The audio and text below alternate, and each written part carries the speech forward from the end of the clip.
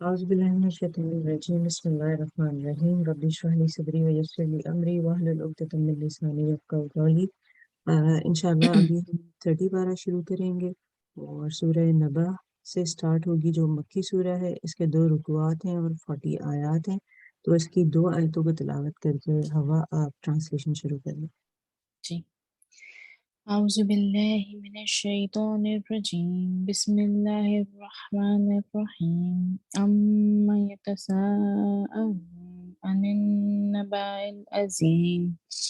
ये लोग किस चीज़ के बारे में आपस में पूछ-गुछ करते हैं? उस बड़ी खबर के मुतालिक जिसमें ये इख्तिलाफ कर रहे हैं। यकीनन ये भी जान लेंगे। फिर बिलयकीन इन्हें बहुत जल्द मालूम हो जाएगा, क्या हमने ज़मीन को फर्श नहीं बनाया और पहाड़ों को मेखें नहीं बनाया, और हमने तुम्हें जोड़ा-जोड़ा पैदा किया, और हमने तुम्हारी नींद को आराम का सबब बनाया, और रात को हमने पर्दा बनाया, और दिन को हमने वक़्ती रोज़गार बनाया, और तुम्हारे ऊपर हमने 7 मज़बूत आसमान बनाए, और एक चमकता हुआ रोशन चिराग पैदा किया, और बदलियों से हमने बकसरत बहता हुआ पानी बरसाया, ताकि हम उससे अनाज और सब्ज़ा उगाएँ और घने बाग भी उगाएँ। बेशक फैसले के दिन का वक़्त मुकर्रर है, जिस दिन के सूर फूँका जाएगा, फिर तुम फ़ौज दर फ़ौज चले आओगे, और आसमान खोल दिया जाएगा, जिसमें दरवाज़े-दरवाज़े हो जाएँगे, और पहाड़ चलाए जाएँगे, पस वो सैराब हो जाएँगे। बेशक दोज़ख घाट की जगह है। सरकशों का ठिकाना वही है, उसमें वो मुद्दतों पड़े रहेंगे। ना कभी उसमें ठंडक का मज़ा चखेंगे, ना पानी का, सिवाय गर्म पानी और बहती पीप के। उनको पूरा-पूरा बदला मिलेगा। यकीनन उन्हें तो हिसाब की तवक्को ही ना थी, और बेबाकी से हमारी आयतों की तकज़ीब करते थे। हमने हर एक चीज़ को लिखकर शुमार कर रखा है। अब तुम अपने किए का मज़ा चखो, हम तुम्हारा अज़ाब ही बढ़ाते रहेंगे। यकीनन परहेज़गार लोगों के लिए कामयाबी है, बागात हैं और अंगूर हैं, और नौजवान कुँवारी हमउम्र औरतें हैं, और छलकते हुए जाम शराब है। वहाँ ना तो वो बेहुदा बातें सुनेंगे और ना ही झूठ सुनेंगे। उनको तेरे रब की तरफ से उनके नेक अमाल का ये बदला मिलेगा, जो काफ़ी इनाम होगा। उस रब की तरफ से मिलेगा जो कि आसमानों और ज़मीन और जो कुछ उनके दरमियान है, उनका परवरदिगार है। बड़ा मेहरबान है, किसी को उससे बातचीत करने का इख्तियार नहीं होगा। जिस दिन रूह और फरिश्ते सफ़े बाँधकर खड़े होंगे, तो कोई कलाम ना कर सकेगा मगर जिसे रहमान इजाज़त दे दे, और वो ठीक बात ज़बान से निकाले। ये दिन हक़ है। अब जो चाहे अपने रब के पास नेक अमाल करके ठिकाना बना ले। हमने तुम्हें अनकरीब आने वाले अज़ाब से डरा दिया है, जिस दिन इंसान अपने हाथों की कमाई को देख लेगा और काफ़िर कहेगा कि काश मैं मट्टी होता।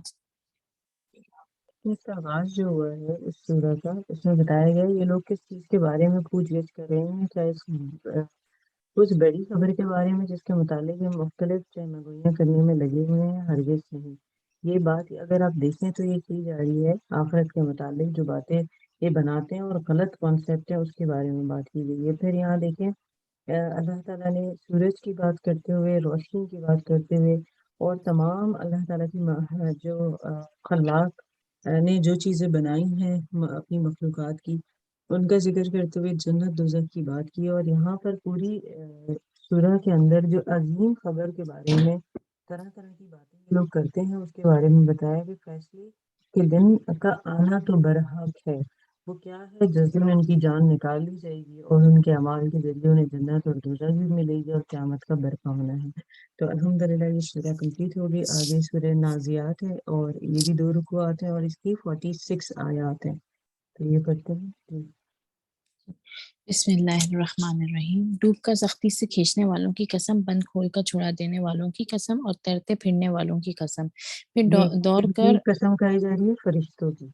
कि फरिश्ते ऐसे होते हैं कि वो जो है मौत के वक़्त इंसान की जान को इसके जिस्म की गहराइयों तक उतार कर और इसके रग से खींच कर निकाल लेते हैं। तो इसलिए उनके ज़िक्र किया जा रहा है। जी।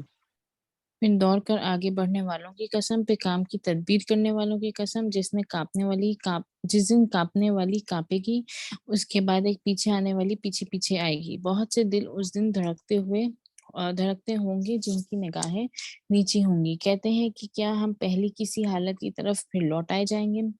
क्या उस वक़्त जबकि हम बोसीदा हड्डियाँ हो जाएँगे? कहते हैं कि फिर तो ये लौटना नुकसानदा है। हाँ, बस यकीनन वो तो सिर्फ़ एक खौफ़नाक डाँट है कि जिसके पैदा होते ही वो एकदम मैदान में जमा हो जाएँगे।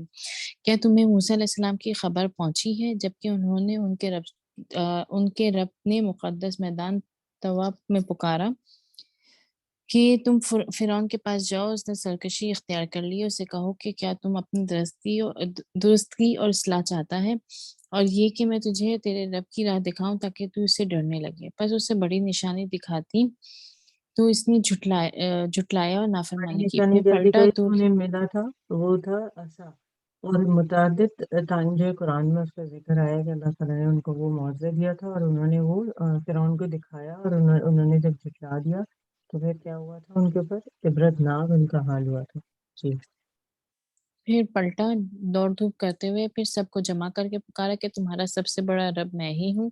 تو اللہ نے بھی اسے آخرت کے اور دنیا کے عذاب میں گرفتار کر لیا۔ بے شک اس میں اس شخص کے لیے عبرت ہے جو ڈرے۔ کیا تمہارا پیدا کرنا زیادہ دشوار ہے یا آسمان کا؟ اسی نے اس کو بنایا، اس کی بلندی اونچی کی، پھر اسے ٹھیک ٹھاک کر دیا، اس کی رات کو تاریک اور اس کے دن کو نکالا، اس کے بعد زمین کو ہموار بچھا دیا، اس میں سے پانی اور چارہ نکالا اور پہاڑوں کو خوب گاڑ دیا۔ یہ سب تمہارے اور تمہارے جانوروں کے فائدے کے لیے ہے۔ پس جب وہ بڑی آفت قیامت آ جائے گی، جس دن کے انسان اپنے کیے ہوئے کاموں کو یاد کرے گا اور ہر دیکھنے والے کے سامنے جہنم ظاہر کی جائے گی، تو جس شخص نے سرکشی کی ہوگی اور دینوی زندگی کو ترجیح دی ہوگی، اس کا ٹھکانہ جہنم ہی ہے۔ ہاں، جو شخص اپنے رب کے سامنے کھڑے ہونے سے ڈرتا رہا ہوگا، اپنے نفس کو خواہش سے روکا ہوگا، تو اس کا ٹھکانہ جنت ہی ہے۔ لوگ آپ سے قیامت کے واقع ہونے کا وقت دریافت کرتے ہیں، آپ کو اس کے بیان کرنے سے کیا تعلق؟ اس کے علم کی انتہا تو اللہ ہی کو معلوم ہے، آپ تو صرف اسے ڈرتے رہنے والوں کو آگاہ کرنے والے ہیں۔ جس روز یہ اسے دیکھ لیں گے تو کیا معلوم ہوگا کہ صرف دن کا آخری حصہ یا اول حصہ ہی دنیا میں رہے ہیں۔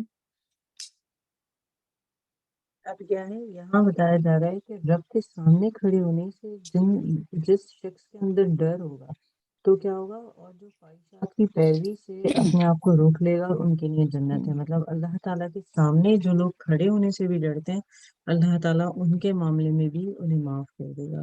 سورہ عبس آ رہی ہے، اور یہ بھی مکی سورہ ہے، اس کا ایک ہی رکوع ہے اور 42 آیتیں ہیں، تو یہ پڑھ لیتے ہیں۔ جی بسم اللہ الرحمن الرحیم۔ اس نے 13ویں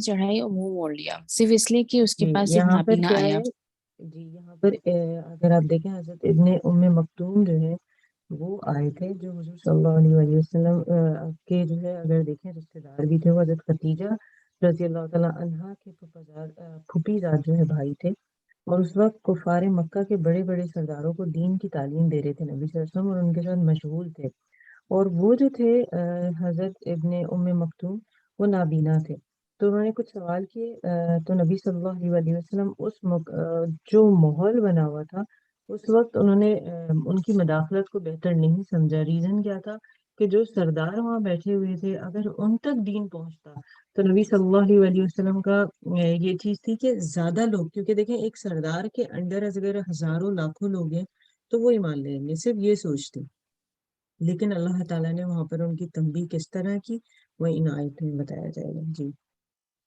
کیا تجھے خبر شاید وہ سنور جائے یا نصیحت سنتا اور اسے نصیحت فائدہ پہنچائے؟ جو بے پرواہی کرتا ہے اس کی طرف تو پوری توجہ کرتا ہے، حالانکہ اس کے نہ سنورنے سے تجھ پر کوئی الزام نہیں، اور جو شخص تیرے پاس دوڑتا ہوا آتا ہے اور وہ ڈر بھی رہا ہے تو اس سے تو بے رخی برتتا ہے، یہ ٹھیک نہیں۔ قرآن تو نصیحت کی چیز ہے، جو چاہے اسے یاد کر لے، یہ تو پرعظمت صحیفوں میں ہے، جو بلند و بالا پاک صاف یہاں ہے، پر یہ ایسے بتایا لکھنے جا رہا والا۔ ہے کہ سم ٹائم کیا ہوتا ہے، ہم سوچ رہے ہوتے ہیں اتنے لوگوں میں، اگر آپ کسی ایز اے استاد بیٹھے ہوئے ہیں ٹیچر کے، کیا آپ سمجھتے ہیں کوئی زیادہ کیپیبل ہے کہ چیزوں کو انڈرسٹینڈ کرے، لیکن جو آپ کی طرف دوڑ کر آ رہا ہے، شوق سے آ رہا ہے، ہو سکتا ہے اس میں اللہ نے زیادہ خیر رکھی ہو، تو وہاں پر ان کا آنا جو ہے اس کو زیادہ اہمیت دی گئی برعکس ان سرداران کے، اور کہا گیا ساتھ میں کہ یہ جو قرآن ہے یہ ایسی پاک کتاب ہے اور خالص حق ہے کہ اس کی نوعیت پہ نہ کوئی باطل، نہ فاسد، نہ افکار اور نظریات میں کوئی رائے دے سکتا ہے، بلکہ یہ تو خود ایک نظام ہستی بتانے والا ہے جو ضابطۂ حیات ہے۔ تو کیا ہے کہ آپ نے ان کی طرف توجہ دینا ہے جو آپ کی طرف آلریڈی متوجہ ہیں۔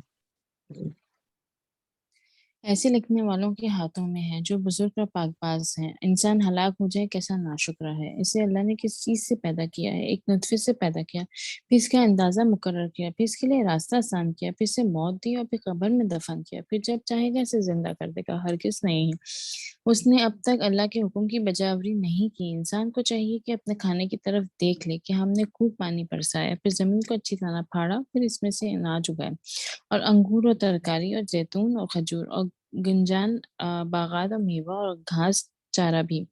یہ سب کچھ تمہارے استعمال اور فائدے کے لیے اور تمہارے چوپایوں کے لیے۔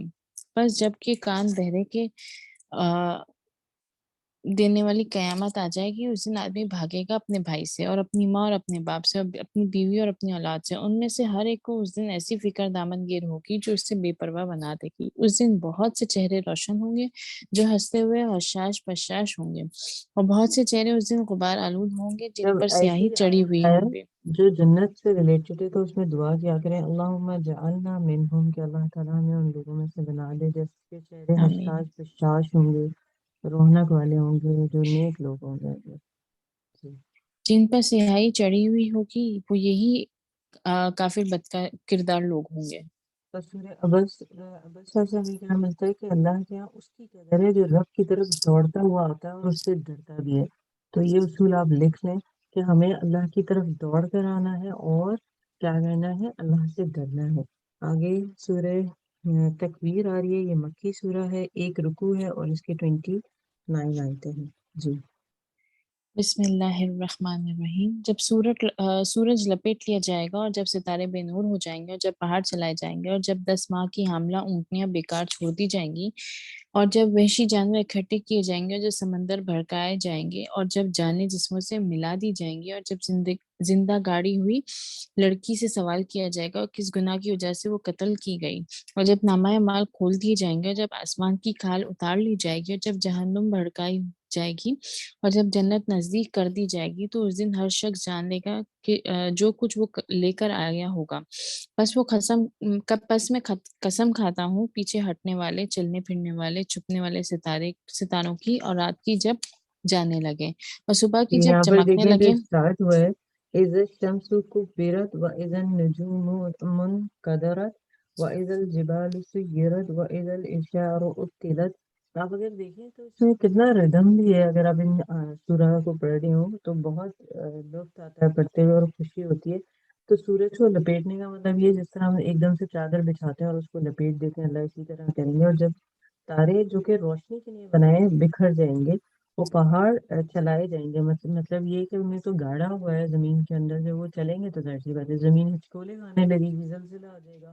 اور 10 ماہ کی اونٹنی کی جو حاملہ اونٹنی کی بات کی گئی، وہ اس لیے کہ اس وقت اہل عرب کے لیے ایسی اونٹنیاں زیادہ قیمتی مال سمجھی جاتی تھیں، جو ابھی ایسی پریگننٹ ہے، ایسی حاملہ ہے جو 10 مہینے کے قریب ہے، تو ان کی زیادہ حفاظت کرتے تھے، دیکھ بھال کرتے تھے، اور وہ کبھی بھی ایسی اونٹنیوں سے غافل بھی نہیں ہوتے تھے، کیونکہ ان کے لیے وہ سب سے زیادہ قیمتی ہوتی تھی، اور وہ ان کو اپنے مال میں عزیز ترین بھی رکھتے تھے اور ان کی حفاظت بھی کرتے تھے۔ تو ان کو بتایا جا رہا ہے قریش مکہ کو کہ یہ حال اس وقت ہونے والا ہے۔ تو آپ سوچیں، اور انسان کو اثر نو اسی طرح زندہ کیا جائے گا جس طرح وہ دن میں اگر آپ دیکھیں دنیا میں اس سے پہلے پہلی دفعہ پیدا ہوا تھا، تو یہ قیامت کا نقشہ کھینچا جا رہا ہے کہ اس وقت ہوگا کیا۔ اور اس میں یہ بھی کہا جا رہا ہے کہ لوگ یہ گمان صحیح نہیں، لوگوں کا جو گمان ہے یہ صحیح نہیں ہے، کہ قرآن میں بیان کیا جا رہا ہے کہ کسی دیوانے کی طرف سے یہ شیطانی وسوسہ ہے، ایسا نہیں ہے، کہ وہ اللہ تعالیٰ کی طرف سے ہوگا اور وہ لازم واقع ہونے والا ہے۔ جی۔ یقینی یہ قرآن ایک بزرگ رسول کا کہا ہوا ہے جو قوت والا ہے، عرش والے کے نزدیک بلند مرتبہ، جس کی آسمانوں میں اطاعت کی جاتی ہے اور امین ہے، اور تمہارا ساتھی دیوانہ نہیں ہے۔ اس نے اس فرشتے کو آسمان کے کھلے کنارے پر دیکھا بھی ہے، اور یہ غیب کی باتوں کو بتلانے پر بخیل بھی نہیں، اور یہ قرآن شیطان مردود کا کلام نہیں۔ پھر تم کہاں جا رہے ہو؟ یہ تو تمام جہان والوں کے لیے نصیحت نامہ ہے، بالخصوص اس کے لیے جو تم میں سے سیدھی راہ پر چلنا چاہے، اور تم کچھ بھی نہیں چاہ سکتے مگر وہی جو رب العالمین چاہے۔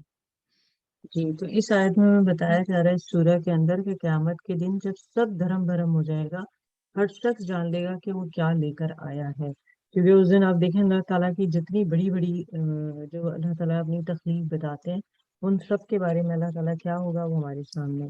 آگے سورہ انفطار ہے اور یہ مکی سورہ ہے. اس کا ایک رکوع ہے، 19 آیت ہے. تو انشاءاللہ اس کا ٹرانسلیشن کرتے ہیں. بسم اللہ الرحمن الرحیم.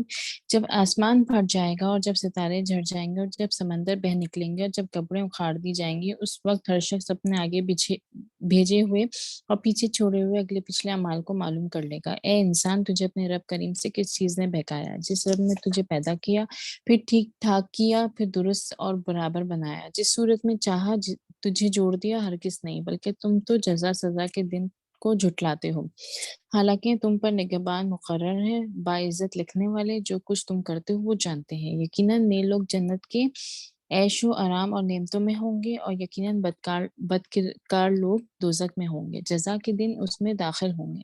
وہ اس سے کبھی غائب نہ ہونے پائیں گے. تجھے کچھ خبر بھی ہے کہ بدلے کا دن کیا ہے؟ پھر کہتا ہوں کہ تجھے کیا معلوم کہ جزا اور سزا کا دن کیا ہے؟ جس دن کوئی شخص کسی شخص کے لیے کسی چیز کا مختار نہ ہوگا، اور تمام تر احکام اس روز اللہ ہی کے ہوں گے. جی، یہاں پر اگر آپ دیکھیں بتایا گیا ہے سورہ میں کہ جس رب نے انسان کو نطفے سے درست بنایا ہے، اس کے بارے میں کسی دھوکے میں مبتلا نہ ہو. یہ یاد رکھے کہ اس کا معاملہ کیا ہے، اللہ تعالیٰ کی طرف ہے اور وہی اس کو جزا دینے والا ہے. آگے سورہ مطففین آ رہی ہے، مکی سورہ، ایک رکوع ہے اور 36 آیتیں ہیں. آپ یہاں تک پڑھ لیں، پھر اس کے بعد انشاءاللہ اس کا ایک جو ہے سورہ کی ٹرانسلیشن کریں گے، پھر صدر آپ کر لیجیے گا. جی، آپ یہ کنٹینیو کر لیں. ہاں جی. ہاں. اعوذ باللہ من الشیطان الرجیم. بسم اللہ الرحمن الرحیم. بڑی خرابی ہے ناپ تول میں کمی کرنے والوں کی، کہ جب لوگوں سے ناپ کر لیتے ہیں تو پورا پورا لیتے ہیں، اور جب انہیں ناپ کر یا تول کر دیتے ہیں تو کم دیتے ہیں. کیا آپ انہیں یہ اپنے دیکھیں، مرنے یہ کے جو بعد ناپ تول میں کمی ہے، اس کی وجہ سے قوموں پہ عذاب بھی آئے ہیں. اور آج ہم اپنی قوم کے اندر بھی یہ چیز دیکھتے ہیں، اور اسے سب سے زیادہ ناپسند کیا گیا، اور اس کے بارے میں بتایا گیا ہے کہ جو ایسا کریں گے ان پر عذاب ہے اللہ کا. جی. کیا انہیں اپنے مرنے کے بعد جی اٹھنے کا خیال اس عظیم دن کے لیے، جس دن جب لوگ رب العالمین کے سامنے کھڑے ہوں گے؟ یقیناً بدکاروں کا نامہ عمل سجین میں ہے. تجھے کیا معلوم سجین کیا ہے؟ یہ تو لکھی ہوئی کتاب ہے. اس دن جھٹلانے والوں کے لیے بڑی خرابی ہے، جو جزا سزا کے دن کو جھٹلاتے رہے. اسے صرف وہی جھٹلاتا ہے جو حد سے آگے نکل جانے والا اور گناہ گار ہوتا ہے. جب اس کے سامنے ہماری آیتیں پڑھی جاتی ہیں تو کہہ دیتا ہے کہ یہ پہلوں کے افسانے ہیں. یوں نہیں، بلکہ ان کے دلوں پر ان کے اعمال کی وجہ سے زنگ چڑھ گیا ہے. ہر کس نے یہ لوگ اس دن اپنے رب سے اونٹ میں رکھے جائیں گے، پھر یہ لوگ بالیقین جہنم میں جھونکے جائیں گے. پھر کہہ دیا جائے گا کہ یہی ہے وہ جسے تم جھٹلاتے رہے. یقیناً نیکاروں کا نامہ اعمال علیین میں ہے. تجھے کیا معلوم کہ علیین کیا ہے؟ وہ تو لکھی ہوئی کتاب ہے. مخلوق فرشتے اس کا مشاہدہ کرتے ہیں. یقیناً نیک لوگ بڑی نعمتوں میں ہوں، مسحریوں پر بیٹھے دیکھ رہے ہوں گے. تو ان کے چہروں سے ہی نعمتوں کی تر و تازگی پہچان لے گا. یہ لوگ سر بمہر خالص شراب پلائے جائیں گے، جس پر مشک کی مہر ہوگی. رغبت کرنے والوں کو اسی کی رغبت کرنی چاہیے، اور اس کی آمیزش تسنیم کی ہوگی، یعنی وہ چشمہ جس کا پانی مقرب لوگ پئیں گے. گناہ گار لوگ ایمانداروں کی ہنسی اڑایا کرتے تھے، اور ان کے پاس سے گزرتے ہوئے آپس میں آنکھ کے اشارے کرتے تھے، اور جب اپنے گھر والوں کی طرف لوٹتے تو دل لگیاں کرتے تھے، اور جب انہیں دیکھتے تو کہتے یقیناً یہ لوگ گمراہ ہیں. یہ ان پر پاسبان بنا کر تو نہیں بھیجے گئے. بس آج ایماندار ان کافروں پر ہنسیں گے، تختوں پر بیٹھے دیکھ رہے ہوں گے کہ اب ان منکروں نے جیسا یہ کرتے تھے پورا پورا بدلہ پا لیا. جی. یہاں پر دیکھیں اس سورہ کے اندر ایک چیز جو سب سے امپورٹنٹ بتائی گئی وہ کیا کہ ناپ تول میں کمی کرنے والے جو ہیں ان کے بارے میں کہ وہ یہ خیال نہ کریں کہ کل وہ اٹھائے ہی جائیں گے، بلکہ اٹھائے بھی جائیں گے اور پورا حساب کتاب بھی ہوگا ان کا. آگے جو سورہ ہے سورہ انشقاق ہے، اور یہ مکی سورہ ہے. اس کا ایک رکوع ہے اور اس کی 25 آیتیں ہیں. آپ اس کا جو ہے اس کی تلاوت ٹرانسلیشن کر لیجیے. Surya When the heavens split asunder and listens to the obey its Lord, and it must do so, and when the earth stretched forth and has cast out all that was in it and became empty, and listens to and obeys its Lord, and must do so. O man, verily you are returning towards your Lord with your deeds and actions, good or bad, a sure returning, and you will meet the results of your deeds which you did. Then, as for him who will be given his record in his right hand, he surely will receive an easy reckoning. and will return to his family in joy. But for whosoever is given his record behind his back, he will invoke for his destruction, and he shall enter a blazing fire and made to taste its burning. Verily, he was among his people in joy. Verily, he thought that he would never come back to us. Yes, verily his Lord has been never beholding him. So I swear by the afterglow of sunset, and by the night and whatever gathers in darkness, and by the moon when it is at the full, you shall certainly travel from the stage to stage in this life and in the hereafter. What is the matter with them? And they believe not. When the Quran is recited to them, they fall not prostrate. Nay, جی those last who سجدہ آ گیا بیٹا، گڑیا سجدہ آیا، پہلے سجدہ کر لیجیے پھر اسے ہم آگے کرتے ہیں۔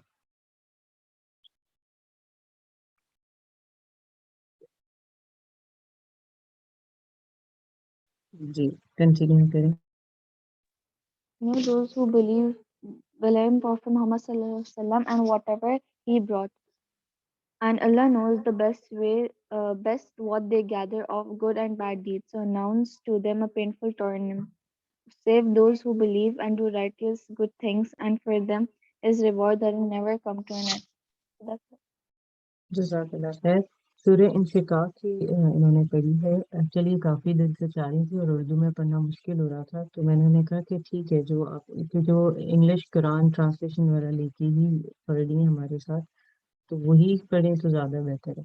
اس کو ایک دفعہ میں پڑھ دیتی ہوں کہ اس میں ایک ارشاد فرمایا کہ اللہ کے نام سے جو بڑے انتہا مہربان اور رحم فرمانے والا ہے، جب آسمان پھٹ جائے گا اور اپنے رب کے فرمان کی تعمیل کرے گا، اور اس کے لیے حق یہی ہے کہ اپنے رب کا حکم مانے، اور جب زمین پھیلا دی جائے گی اور جو کچھ اس کے اندر ہے اسے باہر پھینک کر خالی ہو جائے گی اور اپنے رب کے حکم سے تعمیل کرے گی، اور اس کے لیے حق یہی ہے کہ اس کی تعمیل کرے۔ اے انسان، تو کشا کشا اپنے رب کی طرف چلا جا رہا ہے اور اس نے ملنے والا ہے۔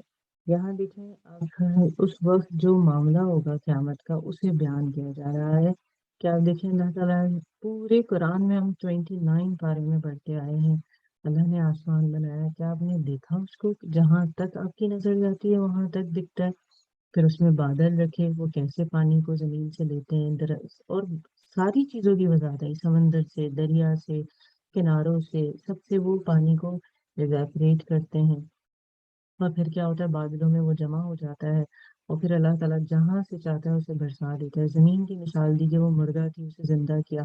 یہاں اللہ تعالیٰ قیامت کی اگر آپ دیکھیں 30 پارے میں زیادہ تر قیامت کے وقت کیا ہوگا وہ بتایا جا رہا ہے، تمام چیزوں کے بارے میں، اور اپنے لوگوں کی طرف جو خوش خوش پلٹے گا رہا وہ شخص جس کا نام اعمال اس کی پیٹھ کے پیچھے دیا جائے گا، تو وہ موت کو پکارے گا اور بھڑکتی ہوئی آگ میں جا پڑے گا۔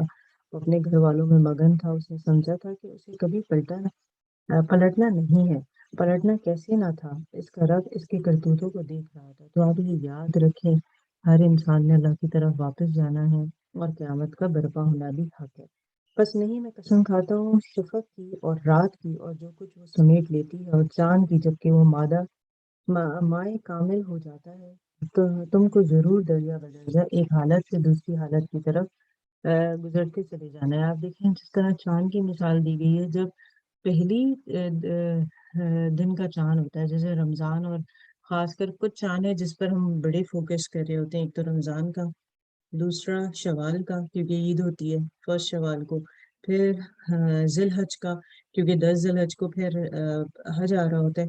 تو اسی طرح جس طرح وہ تبدیل ہوتا ہے کہ آپ دیکھیں پہلے دن نظر نہیں آتا، پھر بڑھتا رہتا ہے، 14ویں کا چاند بنتا ہے، پھر گھٹنے لگتا ہے، تو ایسے ہی انسان کی مثال ہے۔ پھر ان لوگوں کو کیا ہو گیا ہے کہ یہ ایمان نہیں لاتے، اور جب قرآن ان کے سامنے پڑھا جاتا ہے تو سجدہ نہیں کرتے۔ سجدہ تلاوت اس میں آئی تھی، اور یہ بہت ہی پیاری آیت ہے کہ جب قرآن آپ کے سامنے پڑھا جا رہا ہے، آپ کے دل کو نرم کر دیا گیا، اللہ کے احکامات بتا دیے گئے، تو کیوں نہیں آپ اس پر ایمان لاتے؟ بلکہ منکرین تو الٹا جھٹلاتے ہیں، حالانکہ جو کچھ یہ اپنے نام اعمال میں جمع کر رہے ہیں اللہ اسے خوب جانتا ہے۔ لہٰذا ان کو دردناک عذاب کی بشارت دے دو، البتہ جو لوگ ایمان لے آئے اور انہوں نے نیک عمل کیے ان کے لیے کبھی ختم نہ ہونے والا اجر ہے۔ تو آپ یہ یاد رکھیں، اس میں خوشخبری اگر آپ دیکھیں کافروں کے لیے بھی کہ انہیں عذاب دیا جائے گا، اور مومنوں کے لیے بھی جنہوں نے اچھے عمل کیے کہ وہ اب جنت میں جائیں گے۔ آگے جو سورہ آ رہی ہے سورہ بروج آ رہی ہے، یہ مکی سورہ ہے، اس کا 1 رکوع ہے اور 22 آیتیں ہیں۔ جی سورہ اب آگے آپ کنٹینیو کر لیجیے۔ بسم اللہ الرحمن الرحیم۔ مجھے قسم ہے برجوں والے آسمان کی اور وعدے کے دن کی، اور قسم ہے حاضر ہونے والے کی اور جس کے پاس لوگ حاضر ہوتے ہیں۔ خندقیں کھودنے والوں پر مار ہو، بہت سے ایندھن والی آگ کی خندقیں، جبکہ وہ اس کے سامنے بیٹھے تھے اور مومنین کے ساتھ جو کچھ کر رہے تھے اسے دیکھ بھی رہے تھے، اور وہ ان سے صرف اسی بات کا بدلہ لے رہے تھے کہ وہ اللہ پر ایمان لے آئے تھے، جو کہ غالب قابل تعریف ہے، اور اللہ کے کہ جس کے پاس آسمانوں اور زمین کی حکومت ہے، اور اللہ ہر چیز پر گواہ ہے۔ بے شک وہ لوگ جنہوں نے مومن مردوں اور مومن عورتوں کو دین سے بہکانے کی کوشش کی، پھر توبہ نہیں کی، تو ان کے لیے جہنم کا عذاب ہے اور ان کے لیے آگ میں جلنے کا عذاب ہے۔ بے شک وہ لوگ جو ایمان لائے اور انہوں نے نیک اعمال کیے، ان کے لیے ایسے باغات ہیں جن کے نیچے نہریں بہتی ہوں گی، یہی بڑی کامیابی ہے۔ بے شک آپ کے رب کی پکڑ بہت سخت ہے۔ بے شک وہی پہلی مرتبہ پیدا کرتا ہے اور وہی دوبارہ پیدا کرے گا، اور وہ بہت بخشنے والا، بہت محنت کرنے والا ہے۔ وہ عرش کا مالک بڑی شان والا ہے، وہ جو چاہے کر گزرتا ہے۔ کیا آپ کے پاس لشکروں کی خبر پہنچی، فرعون اور سمود کی؟ بلکہ کفر کرنے والے تو تکذیب میں پڑے ہوئے ہیں، جبکہ اللہ نے ان کے پیچھے سے ان کا احاطہ کر رکھا ہے۔ بلکہ یہ بڑی شان والا قرآن ہے جو کہ لوح محفوظ میں لکھا ہوا ہے۔ صدق اللہ العظیم۔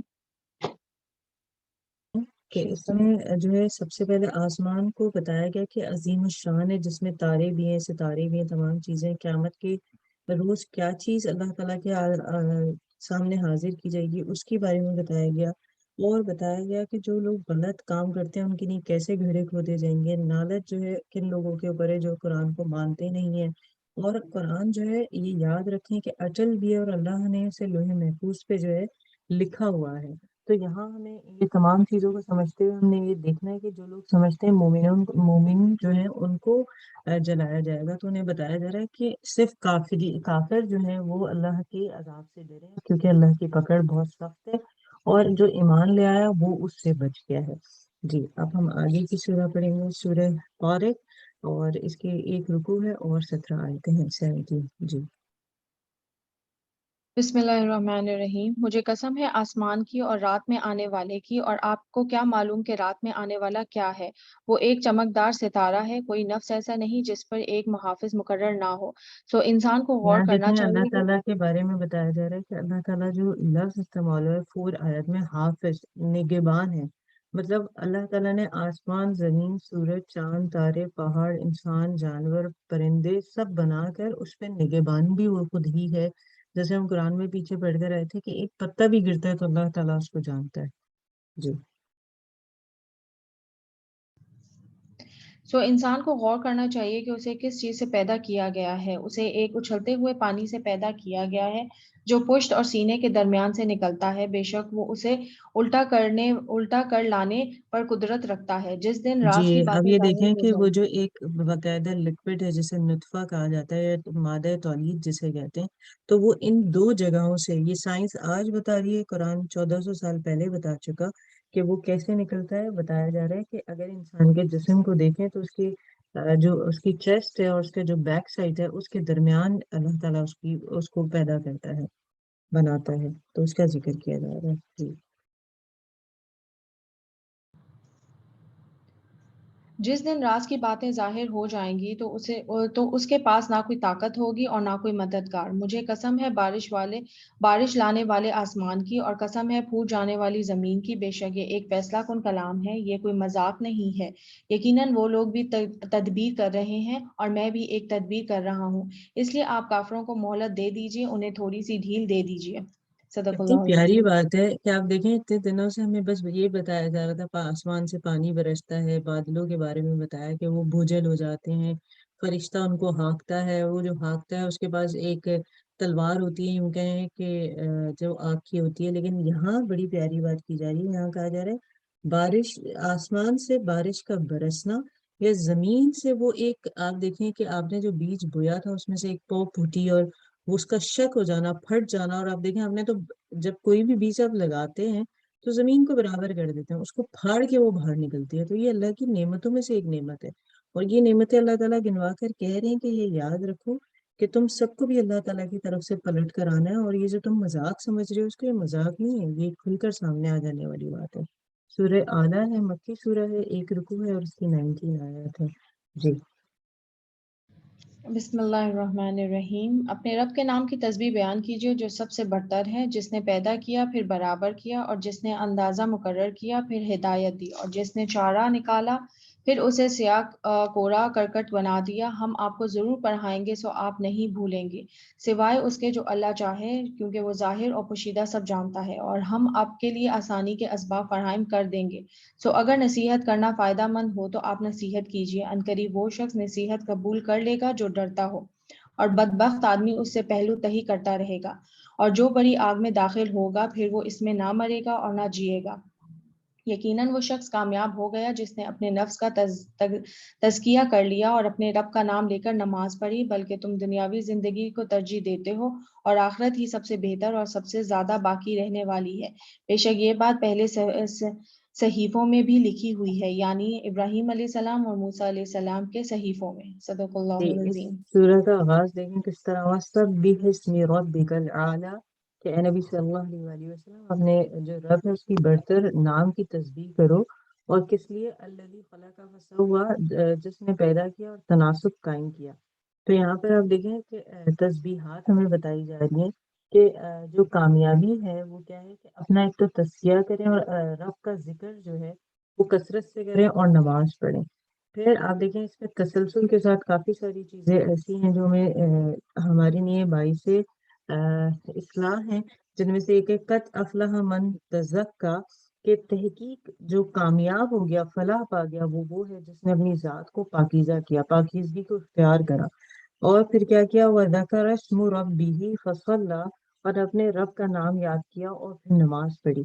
تو آپ یہ یاد کریں رکھیں کہ آپ نے اپنی اصلاح کرنی ہے، اپنی پاکی اختیار کرنی ہے، اور اللہ تعالیٰ کی راہ میں کھڑے ہو کر آپ نے کیا کرنا ہے، نماز پڑھنی ہے۔ اور یہ دیکھنا ہے جو آگے آیت آ رہی ہے کہ اللہ تعالیٰ ارشاد فرما رہے ہیں کہ بل تؤثرون الحیات الدنیا، دیکھنے کی بات یہ ہے کہ مگر تم دنیا کی زندگی کو ترجیح دیتے ہو، والآخرۃ خیر وابقیٰ، بلکہ آخرت کی زندگی تو بہتر ہے اور باقی رہنے والی ہے۔ مطلب اگر آپ دیکھیں کہ انسان کتنا بیوقوف ہے جو عارضی چیز ہے اس کو توجہ دے رہے برعکس اس کے کہ جو پرماننٹ چیز ہے اس کو توجہ دے۔ اور بتایا گیا کہ یہ جو صحیفے ہیں یہ وہی ہیں جو یہ سارے جو کہتے تھے کہ ہم اپنے آباء و اجداد کی بات کو مانیں گے، تو 2 نبی کا ذکر کیا گیا۔ کیوں؟ کیونکہ حضرت ابراہیم علیہ السلام کو تمام قومیں مانتی تھی، اور حضرت موسیٰ علیہ السلام کو وہ بنی اسرائیل کہتے تھے کہ مین جو ان کے نبی ہیں وہ تو کہا جا رہا ہے یہ انہی کے صحیفوں میں سے ہے۔ ایسا نہیں ہے کہ صرف نبی صلی اللہ علیہ وسلم اسے بتا رہے ہیں، بلکہ اس سے پہلے جو انبیاء تھے وہ بھی یہی تعلیمات لے کر آئے تھے۔ سورہ غاشیہ مکی سورہ ہے، 1 آیت ہے اور 26 اس کی آیات ہیں اور 1 رکوع ہے۔ جی بسم اللہ الرحمن الرحیم۔ کیا آپ کے پاس اس ڈھانپ لینے والی قیامت کی خبر پہنچی ہے؟ اس دن بہت سے چہرے جھکے ہوئے ہوں گے، محنت کرنے والے تھکے ہوئے، وہ دمکتی ہوئی آگ میں داخل ہوں گے، انہیں گھولتے ہوئے چشمے کا پانی پلایا جائے گا، ان کے لیے کانٹے اور دار درخت کے علاوہ کوئی ٹھکانہ نہ ہوگا، جو نہ صحت مند کرے گا اور نہ بھوک میں کسی کام آئے گا۔ بہت سے چہرے اس دن تر و تازہ بھی ہوں گے، اپنی محنت پر خوش ہوں گے، بلند و بالا باغ میں ہوں گے، وہاں وہ کوئی بےہودہ بات نہ سنیں گے، وہاں بہتا ہوا چشمہ ہوگا، وہاں اونچے رکھے ہوئے تخت ہوں گے اور سامنے چنے ہوئے کٹورے اور برابر بچھے ہوئے گاؤ تکیے اور جگہ جگہ پھیلے ہوئے مخملی قالین۔ کیا وہ اونٹنیوں کو نہیں دیکھتے کہ انہیں کیسے پیدا کیا گیا، اور آسمان کو کہ اسے کیسے بلند کیا گیا، اور پہاڑوں کو کہ انہیں کیسے نصب کیا گیا، اور زمین کو کہ اسے کیسے بچھایا گیا۔ سو آپ نصیحت کرتے رہیے، کیونکہ آپ نصیحت ہی کرنے والے ہیں، اور ان پر کوئی ذمہ داری مقرر نہیں ہے مگر وہ شخص جو منہ موڑ لے اور کافر ہو جائے تو اللہ اسے بڑے عذاب میں مبتلا کرے گا۔ بے شک ہماری طرف ہی انہیں لوٹ کر آنا ہے، ہم پھر ہمارے ذمے ہی ان کا حساب کتاب ہے۔ صدق اللہ العظیم۔ اس میں کیا ہے کہ ہر عطا کا حدیث و غاشیہ، کہا جا رہا ہے کیا تمہیں اس چھا جانے والی آفت، وہ کون سی آفت ہے؟ قیامت کے بارے میں کہی جا رہی ہے۔ اس میں کچھ چہرے بتائے جا رہے ہیں کیسے ہوں گے، کچھ چہرے جو ہے اس دن بارونق ہوں گے، اور کچھ چہرے جو ہے اس دن رسوا کر دیے جائیں گے۔ اور جو چھا جانے والی چیز ہے وہ قیامت ہے۔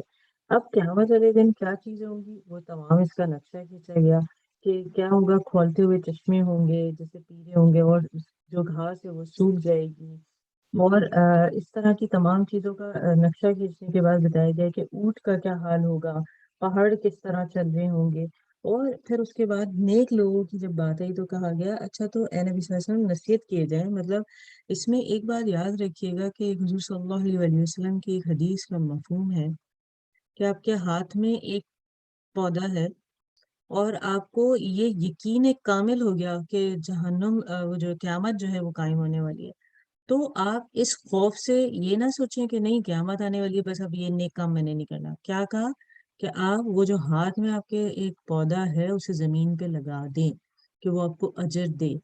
تو یہاں پر کیا ہے کہ ٹھیک ہے یہ تمام چیزیں ہونی ہیں، لیکن نبی صلی اللہ علیہ وسلم کو بتایا جا رہا ہے کہ آپ کیا کریں، آپ ان کو خبر دے دیں، فذکر انما انت مذکر، کہ آپ کا جو کام ہے آپ کریں کہ نصیحت کیے جائے، تم بس نصیحت ہی کرنے والے ہو، کچھ اس پر جبر کرنے والے نہیں۔ آگے گیا لست علیہم بمسیطر الا من تولی وکفر، اور البتہ جو منہ موڑے وہ ان کے اوپر ہے۔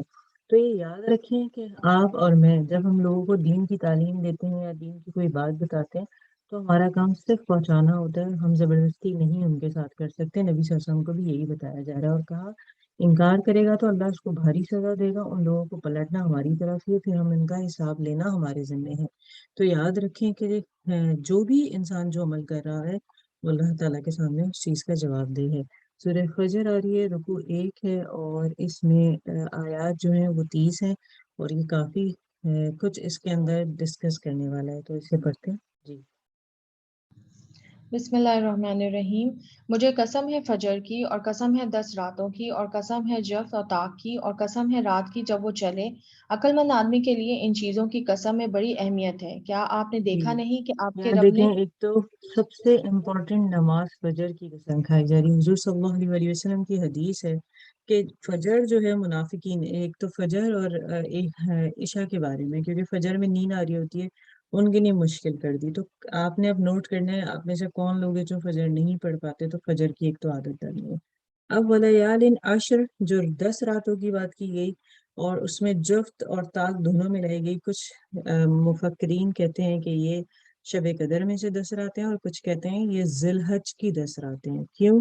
کیونکہ دیکھیں پہلی ذی الحج سے 10 ذی الحج تک کتنے لاکھوں میں لوگ، کروڑوں میں لوگ جو ہے خانہ کعبہ کے اراؤنڈ جمع ہوتے ہیں حج کرنے کے لیے، اور وہ تمام بیک وقت تسبیحات کرتے ہیں۔ اور ہم جانتے ہیں عرفے کے دن جو 9 ذی الحج ہے، اللہ تعالیٰ نیچے آسمان کی طرف آتے ہیں، لوگوں کی دعائیں سنتے ہیں۔ تو یہ ان دونوں ہی ہمیں، ہمارا یہ کانسیپٹ تو کلیئر ہے الحمدللہ کہ شب قدر میں ہمیں عبادت کرنی ہے، اور انشاءاللہ ہم سیکنڈ اشرے میں آ گئے ہیں، اور تھرڈ اشرہ جو ہے وہ شب قدر کا ہے۔ ہم انشاءاللہ اپنی پوری کوشش کریں گے سب کے بہترین عبادت کریں۔ لیکن ہوتا کیا ہے کہ بہت سارے لوگ ذی الحج کی 10 راتوں کے بارے میں ان کا کانسیپٹ کلیئر نہیں ہے۔ تو آپ یہ یاد رکھیں ہمارے دین میں نہ شب معراج ہے، نہ شب بارات ہے، نہ ہی ہمارے جو ہے محرم کے حلیم ہے، نہ ربیع الاول کی بریانیاں ہیں۔ یہ تمام چیز، یا محرم کا جو جوس بناتے ہیں لوگ، سبیلے لگاتے ہیں، یہ ساری چیزیں اگر آپ دیکھیں ہمارے دین کا حصہ نہیں ہے۔ ہمارا دین جو ہمیں بتاتا ہے وہ بہت ہی سیدھا، سچا اور سیدھا راستہ ہے، صراط مستقیم، کہ اللہ سے ملاتا ہے ڈائریکٹ ہمیں، اور ہمیں بتایا ہے اس نے کہ ذی الحج انشاءاللہ آپ دیکھیں گے 2 مہینے بعد جو ہے وہ 10 دن آ جاتے ہیں ذی الحج کے، کیونکہ پورے 2 مہینے 10 دن بعد بقرعید ہوتی ہے، کیونکہ شوال کے بعد ایک اور مہینہ آئے گا اور پھر ذی الحج آ جائے گا۔ تو آپ دیکھیں کہ ذی الحج جیسی شروع ہوا تو ان کے 10 جو فرسٹ ذی الحج سے لے کر جو دن ہوتا ہے 9، کیونکہ عید اور بقرعید کا روزہ جو ہے وہ حرام ہے ہر مسلمان پر، کہ وہ عید اور بقرعید کا روزہ نہ رکھیں، کیونکہ وہ ہماری عید ہے تو اس کو سیلیبریٹ کیا جائے۔ باقی آپ رکھ سکتے ہیں، اور اس کے عید کے بعد کے جو دن ہوتے ہیں وہ بھی ایام بیس میں سے جو دن ہے اس میں بھی رکھ سکتے ہیں۔ تو ان دنوں میں رمضان میں تو الحمدللہ آخری عشرے میں ہم روزے رکھ ہی رہے ہوتے ہیں، ذی الحج میں بھی رکھنے کا اہتمام کریں، زیادہ تسبیحات کریں، جو عبادات آپ کرتے ہیں۔ جیسے ہم ابھی رمضان میں کوشش کرتے ہیں کہ ہم اشراق بھی پڑھیں، تہجد بھی پڑھیں، اوابین کی نمازیں بھی پڑھیں، اور چاش بھی پڑھیں، اور ساتھ میں قرآن کی تلاوت زیادہ کریں، تسبیحات زیادہ پڑھیں، صدقات زیادہ دیں، تو وہ تمام نیک عمل ان دنوں میں بھی کیے جائیں، کیونکہ یہ 10 راتوں کی وہی بات کی گئی ہے۔ اور کہا جا رہا ہے ساتھ میں، کیا اس میں کسی صاحب عقل کی نہیں کوئی قسم کہ ہے مطلب اگر آپ دیکھیں جو عقل مند ہے وہ اس بات کو سمجھ پا رہے ہیں کہ نہیں پا رہے. جی آگے کی آیت کریے. کیا آپ نے دیکھا نہیں کہ آپ کے رب نے قوم عاد کے ساتھ کیا کیا، یعنی قوم ارم جو لمبے ستونوں کی طرح قد رکھتے تھے کہ ان جیسی کوئی قوم شہروں میں نہیں پیدا کی گئی، اور قوم سمود کے ساتھ کیا کیا جنہوں نے وادی میں چٹانوں کو تراشا، اور فرعون کے ساتھ کیا کیا جو میخیوں والا تھا. یہ وہ لوگ تھے جنہوں نے شہروں میں سرکشی کی، سو ان میں خوف فساد پھیلایا، تو آپ کے رب نے ان پر عذاب کا کوڑا برسایا. بے شک آپ کا رب طاق میں ہے. چنانچہ جب یہاں پر ان ایک چیز کو آپ سمجھ لیں، یہ جو عاد اور سمود کی بات کی جا رہی ہے اگر آپ دیکھیں انہیں کہا جاتا ہے وہ ایک تو بہت ہی لمبے تھے. اگر آپ دیکھیں نا جب دنیا کا آغاز ہوا ہے تو انسان اور ہر چیز جو وہ کھاتے تھے ان کی سائز میں اور آج جو سائز ہمیں ملتا ہے چاہے وہ انسان ہو چاہے وہ خوراک ہو ان کی نباتات، ان کے سائز میں بہت فرق ہے. ان کے بارے میں کہا جاتا ہے وہ کیا کرتے تھے. اگر آپ دیکھیں پہاڑ کو توڑنا کتنا مشکل ہے. ابھی بہت سارے لوگ جو ٹائلس وغیرہ کا کام کرتے ہیں یا ماربل وغیرہ کا، باقاعدہ وہ ادھر ان جگہوں کو وہ پہلے خریدتے ہیں اور خریدنے کے بعد وہاں پر چھوٹے چھوٹے سے وہ ایک اس طرح کا بلاسٹ کرتے ہیں جس سے وہ پھٹے، اور پھر اس سے جو پتھر نکلتا ہے اس کی کٹنگ اور یہ سارا کچھ کرنا ایک بہت لمبا پروسیس ہوتا ہے. وہ اتنے جاندار تھے کہ وہ ہاتھوں سے اس کو تراش کے گھر ہی انہوں نے پہاڑوں کے اندر بنائے تھے. آپ سوچیں کتنے طاقتور ہوں گے. اور کہا جاتا ہے لمبے اتنے تھے اس وقت، تو ظاہر سی بات ہے گاڑیاں نہیں تھی، نہ لینڈ ٹرانسپورٹ، نہ واٹر، نہ ہی جو ہے اگر آپ دیکھیں ایئر ٹرانسپورٹ تھی. لیکن کہا جاتا ہے مثال کے طور پہ انہوں نے ایسے گھر بنائے ہوئے تھے کہ اگر انہوں نے سعودیہ میں بنایا مدین میں تو وہ جو پتھر لے کر آئے وہ مصر سے لے کر آئے ہیں، مطلب چل کر ہی لے کر آتے ہوں گے. تو اتنے وہ لمبے اور چوڑے ہوا کرتے تھے. لیکن ہوا کیا، جب انہوں نے اللہ کی کو واحد و لا شریک نہیں مانا، اس کی وحدانیت کو نہیں مانا، تو ان کی اتنی جان اتنی صلاحیت ہے کہ وہ جو تراشتے تھے پہاڑوں کو سب ضائع ہو گئی. اور ابھی ہم پڑھ کر آئے عاد اور سمود کا جب ذکر آیا کہ ایک ہفتے ایسی تیز آندھی چلی کہ وہ سب وہی مر گئے. اور پھر آپ دیکھیں فرعون کے بارے میں کہ اسے کیا اللہ تعالیٰ نے شان و شوکت دی تھی، کیا چیز تھی جو ابھی بھی موجود نہ ہو اس کے پاس. آپ دیکھیں آج بھی جو مصر ہے اس کے جو اینٹک چیزیں ہیں وہ دنیا میں مانی جاتی ہیں، اور کتنی چیزیں جو زمین کے اندر سے اب نکلتی ہیں اور جو کئی سو سال پرانی ہیں. کیونکہ یہ تاریخ کا اگر آپ دیکھیں کچھ لوگوں کو انٹرسٹ ہوتا ہے تو وہ پڑھتے بھی ہیں اور کچھ لوگوں کو نہیں ہوتا. کہ اگر آپ دیکھیں کہ بہت سارے ملک ایسے ہیں جیسے شام کا ذکر آ رہا ہے، فلسطین کا ذکر آ رہا ہے، مصر کا ذکر آ رہا ہے. یہ اس جب انبیاء کرام کا سلسلہ کڑی ہم دیکھتے ہیں حضرت ابراہیم سے حضرت اسحاق، حضرت اسماعیل، حضرت یعقوب، تو آپ دیکھیں وہ تب سے ان شہروں کا نام ہے، فلسطین کا بھی، کنعان کا بھی، مصر کا بھی. تو یہ ہمارے بہت ہی پیارے شہر ہیں، اور یہ ادھر ہمارے انبیاء کرام رہا کرتے تھے. تو آپ دیکھیں مصر کے جو تاریخ کو اگر آپ دیکھیں جو کہ حضرت یوسف علیہ السلام کے زمانے سے بڑی جڑی ہوئی ہے، کہ اس وقت سے وہاں پر پہننے اوڑھنے اور وہ ماڈرن ہوا کرتا تھا دنیا میں باقی دوسری اس سے. لیکن ہوا کیا کہ جب انہوں نے بھی اللہ کو نہیں مانا تو اللہ تعالیٰ نے ان کو جو فرعون تھا جو اپنے آپ کو رب تصور کراتا تھا لوگوں سے، اسے ڈبا دیا سمندر کے اندر. جی چنانچہ جب انسان کو ناہید میری آواز ریپیٹ ہو رہی ہے اس میں. چنانچہ جب انسان کو اس کا رب آزمائے سو اسے عزت اور نعمت دے تو وہ کہتا ہے کہ مجھے میرے رب نے عزت دی، اور جب وہ اسے اس طرح آزمائے کہ اس کا رزق تنگ کر دے تو وہ کہتا ہے کہ مجھے میرے رب نے رسوا کر دیا. ایسا ہرگز نہیں ہے، بلکہ تم یتیم کو عزت نہیں دیتے اور مسکین کو کھانا کھلانے کی ترغیب نہیں دیتے، اور تم وراثت کا سارا مال سمیٹ کر کھا جاتے ہو، اور تم مال سے بے پناہ محبت کرتے ہو. کوئی بات نہیں، جب زمین کو خوب اچھی طرح کوٹ کر ذرا ذرا کر دیا جائے گا اور آپ کا رب ان آئے آیتوں گا. کو آپ ساری آیتوں کو نوٹ کر لیں. پہلے تو کیا کہا گیا کہ تو وہ کہتا ہے میرے رب نے مجھے ذلیل کر دیا، ہرگز نہیں، بلکہ تم یتیم سے عزت کے سلوک نہیں کرتے تھے اور مسکین کو کھانا نہیں کھلاتے تھے. یتیم میں نے آپ کو بتایا تھا کہ وہ بچہ کہلاتا ہے جس کا باپ جو ہے ابھی وہ 12 سال کا بھی نہیں ہوا اور وہ جس کے والد موجود نہیں ہے وہ. اور مسکین کون ہے؟ جو سفید پوش ہے بیچارے، اپنی ضرورت کو بھی پورا نہیں کر پاتے، تو ایک دوسرے کو نہیں اکساتے تھے. یہاں بتایا جا رہا ہے خود تو کھلانا ہے، آپ نے ترغیب بھی دینی ہے دوسروں کو کہ آؤ مل کے کرتے ہیں. اس میں آپ نے دیکھا بہت سارے لوگ عاملے کار ہوتے ہیں اور ان چیزوں کا خیال رکھتے ہیں اور میراث کا سارا مال سمیٹ کر کھا جاتے ہو. اور جس طرح ہم دیکھتے ہیں بہت ساری جگہوں پر ایسا ہوتا ہے کہ اور ہمارے اندرونی جو ملک ہے، شہر، چاہے وہ لاہور ہو یا آپ اندرونی سندھ اس طرف چلے جائیں، تو وہاں کیونکہ ہم اب یو اے میں رہتے ہیں تو ملٹیپل لوگوں سے ملتے ہیں. تو میری ایک فرینڈ ہے، وہ کہ ایک دفعہ بات ہو رہی تھی تو مجھے کہتی ہے کہ آپ لوگوں کا نظام بڑا اچھا ہے، فیملی سسٹم کے ماشاء اللہ اتنے لوگ ساتھ رہتے ہیں. ہمارے اپنے ماموں چچا ان لوگوں سے نہیں بنتی کیونکہ وراثتوں پہ اتنی جھگڑے ہیں. پھر ایک اور چیز کیا کہ اگر آپ دیکھیں کہ وہ کیا کرتے ہیں، اگر آپ ٹی وی پر کبھی آپ نے ڈاکیومنٹریز دیکھی ہو، بہت سارے لوگوں کو کئی کانسیپٹ یہ ہے کہ بیٹی کی شادی کی تو شادی میں جو جہیز اور ساری چیزیں دیتی ہیں وہ اس کا وراثت ہے، تو یہ بھی سوچ غلط ہے. یا کسی بھی طریقے سے اللہ تعالیٰ کے بنائے ہوئے جو اصول ہیں، اللہ تعالیٰ نے قرآن میں جو بتایا، اگر آپ اس کے مطابق ان میں تقسیم نہیں کر رہے اور آپ کو اگر اللہ نے اختیار دیا اور اس میں آپ نے رد و بدل کیا، تو یقین رکھیں کہ آپ نے اپنے لیے جہنم کا ایک ٹکڑا لے لیا. جیسے حضور صلی اللہ علیہ وسلم کی حدیث ہے کہ جس طرح گھر کسی کا بنا ہے، اور جس طرح اکثر آپ نے دیکھا ہوگا ایشین کنٹریز میں خاص کر ایسا ہوتا ہے، جو ان کا نقشہ ہے اس کے باہر وہ پارکنگ نکال دیتے ہیں، جس طرح کوئی چبوترا بنا دیتے ہیں یا کوئی ایسی چیز کر لیتے ہیں جو ان کے گھر کے اندر آ جائے، دیوار کو باہر نکال دیتے ہیں. تو کہا کہ اگر کوئی شخص چاہے سرکاری زمین ہے یا کسی اور کی زمین ہے، جیسے لوگ قبضہ کر لیتے ہیں، تو کہا کہ اگر اس نے کسی کی بھی زمین پر یا کسی چیز پر قبضہ کیا تو اور فیصلہ مجھ سے کرا لیا نبی صلی اللہ علیہ وسلم سے. کچھ لوگ چرب زبان ہوتے ہیں، چرب زبان کے وہ باتیں کرنے میں اتنے بہترین ہوتے ہیں کہ وہ ہر طریقے سے آپ کو ثابت کر دیں گے وہ ٹھیک ہے. تو نبی صلی اللہ علیہ وسلم کیونکہ انسان ہے، بشر ہونے کے لیے انہوں نے اگر فیصلہ کر دیا تو نبی صلی اللہ علیہ وسلم نے ارشاد فرمایا، کیونکہ کچھ کیسز ایسے آئے حق پہ کوئی تھا لیکن چرب زبان دوسرا بندہ تھا، اسے بولنا نہیں آتا تھا، تو فیصلے کے بعد پتہ چلا تو نبی صلی اللہ علیہ وسلم نے کہا بے شک وہ مجھ سے جہنم کا ایک ٹکڑا لے کے چلا گیا. تو وراثت کے مال پر بہت غور کریں، جس طرح ہم زکوٰۃ، نماز، روزے پر کرتے ہیں اور مال کی محبت میں بری طرح گرفتار ہو گیا. یاد رکھیں یہ مال اللہ کا ہے اور انسان نے اسے ساتھ لے کے نہیں جانا، یہیں چھوڑ کے جانا ہے. یقین کریں جیسے ہم ساری خواتین کے پاس کسی کے پاس کم اور کسی کے پاس زیادہ زیور تو ہوتے ہی ہیں، لیکن آپ یاد رکھیں کہ آپ خود کتنا پہنتے ہیں. خاص کر جو انڈیا پاکستان میں رہتے ہیں تو وہ تو بیچارے خوف سے ہی نہیں پہنتے.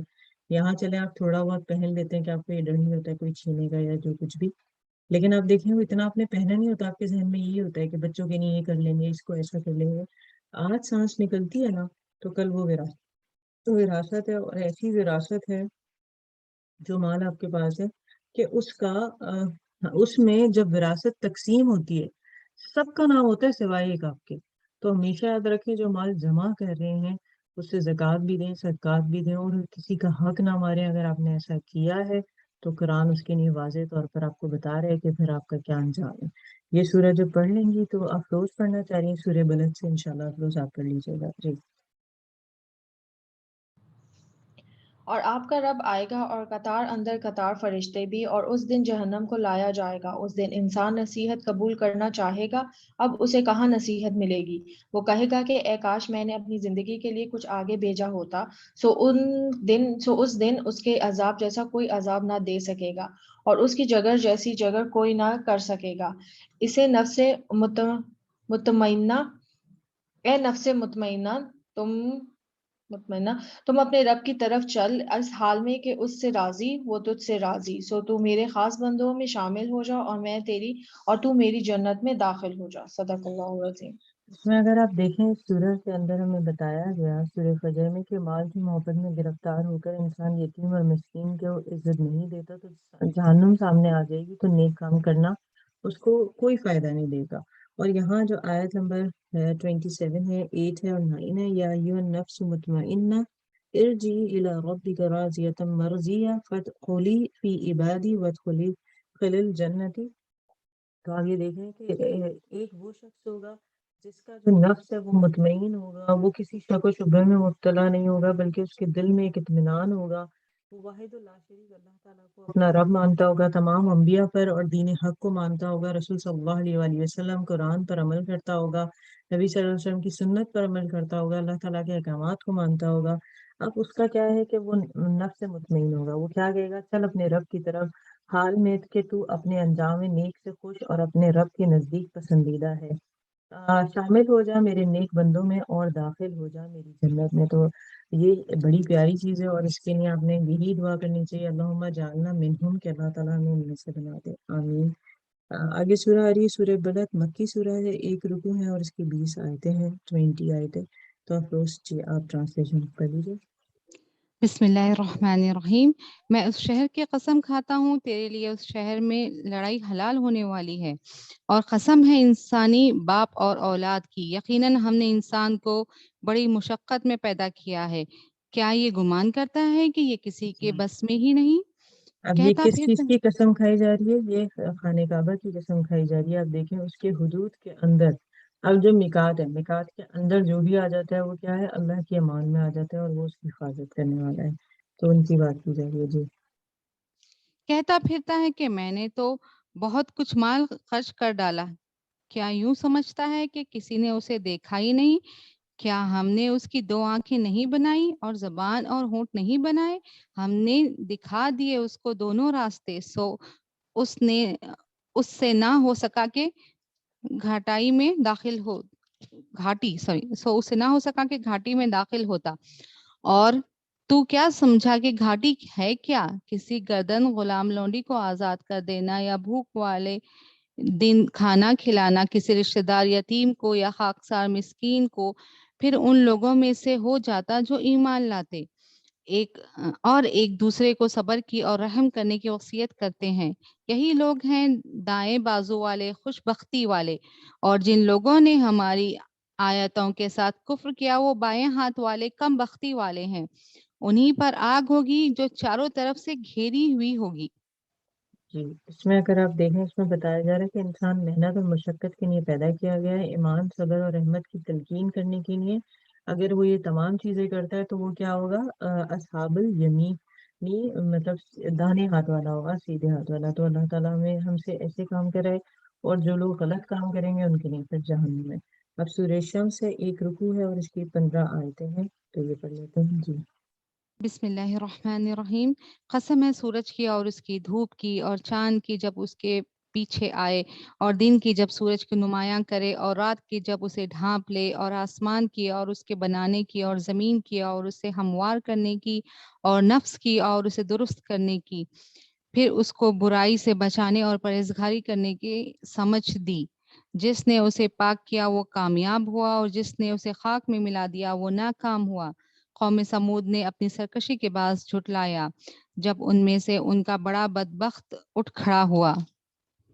جی یہاں پر دیکھیں انہیں کتنی پیاری بات کی جا رہی ہے. وَنَفْسٍ وَمَا سَوَّاهَا فَأَلْهَمَهَا فُجُورَهَا وَتَقْوَاهَا قَدْ أَفْلَحَ مَنْ زَكَّاهَا وَقَدْ خَابَ مَنْ دَسَّاهَا. یہاں دیکھیں کتنی پیاری بات اس میں کی گئی کہ نفس جو ہے انسان کی، اور اس ذات کی قسم جس سے اسے ہموار کیا، پھر اس کی بدی اور اس کی پرہیزگاری اس پر الہام کر دی گئی. اب دیکھیں انسان کو اللہ تعالیٰ نے بتا دیا ہے کیا رحمان کا راستہ ہے، کیا شیطان کا راستہ ہے، اور اس کو چھوٹا سا اختیار دیا ہے کہ اب تم دیکھ لو تمہیں کس راستے پہ چلنا ہے. کیونکہ دیکھیں کچھ ہماری خواہشات نفس ہوتی ہیں اور کچھ اللہ تعالیٰ کے احکامات ہوتے ہیں. جب ہم اس کو کنٹرول کر لیتے ہیں تو پھر ہم نیک لوگوں میں آ جاتے ہیں. پھر ان کے لیے کہا گیا، اگر آپ دیکھیں کہ ان کے لیے کہا قد افلح من زکاہا، یقیناً فلاح پا گیا جس نے نفس کا تزکیہ کیا، مطلب اس کو پاک صاف رکھا اور پاکی کو اختیار کیا. اور نامراد ہوا جس نے اس کو دبا دیا. وقت خوابہ من دساہا. تو اصل چیز کیا ہے کہ اللہ تعالیٰ نے جو ہمیں احکامات دیے اس کے مطابق ہم زندگی گزار رہے ہیں. پھر قوم سمود کا ذکر آ رہا ہے کہ انہوں نے سرکشی کی، نبیوں کو جھٹلایا، تو ان کا حال کیا ہوا ابھی ہم پیچھے بھی پڑھ کر آئے ہیں کہ 1 ہفتے کی ایسی ہوا چلی طوفانی کہ وہ سب ختم ہو گئے. جی آگے بڑھیے. یہاں پہ اذان ہو رہی ہے، کوئی 5 منٹس کنٹینیو کر لیں پھر میں وہ جوائن کروں گی. ایسے ہو ٹھیک ہے. سکتا ہے؟ ٹھیک، بالکل بالکل آپ آرام سن لیجیے کیونکہ پھر یہاں ہو جائے گی. اس کو میں کمپلیٹ کر لیتی ہوں، پھر آگے کوئی جی پڑھنا چاہتا ہے تو وہ پڑھ سکتا ہے. جی سمود نے اپنی سرکشی کی بنا پر جھٹلایا جب اس قوم کا سب سے زیادہ شقی آدمی پچھڑ کر آیا تو اللہ تک کے رسول نے ان لوگوں سے کہا کہ خبردار اللہ کی اونٹنی کو ہاتھ نہ لگانا اور اس کے پانی پینے میں مانے نہ ہونا. مگر انہوں نے اس کی بات کو جھوٹا قرار دیا اور اونٹنی کو مار ڈالا. آخرکار ان کے گناہ کی پاداش میں ان کے رب نے ان پر ایسی آفت توڑی کہ ایک ساتھ سب کو پیوند سے خاک کر دیا، اور اسے اپنے اس فعل کے کسی برے نتیجے کا کوئی خوف نہیں ہے. یہاں ہم دیکھ رہے ہیں کہ انہوں نے ایک وہ مانگی تھی کہ ہمیں جو ہے ایک نشانی دے دیں. تو کیا ہوا تھا کہ انہیں جو دی گئی تھی نشانی وہ تھی اونٹنی. اور روٹنی کا کیا کیا تھا انہوں نے؟ ڈیسائیڈ یہ ہوا تھا ایک دن یہ کنویں سے پانی پئیں گے اور ایک دن اور نہیں. تو انہوں نے کہا لو جی یہ تو ہم پہ ایک مسئلہ ہی آ گیا, پانی کا مسئلہ آ گیا کہ نہ ہمارے جانور پی سکتے ہیں نہ ہم پی سکتے ہیں, ایک دن صرف یہ پیے گی. تو انہوں نے کہا کہ بس یہی ہے, اس کی پونچھوں سے اسے کاٹ دو.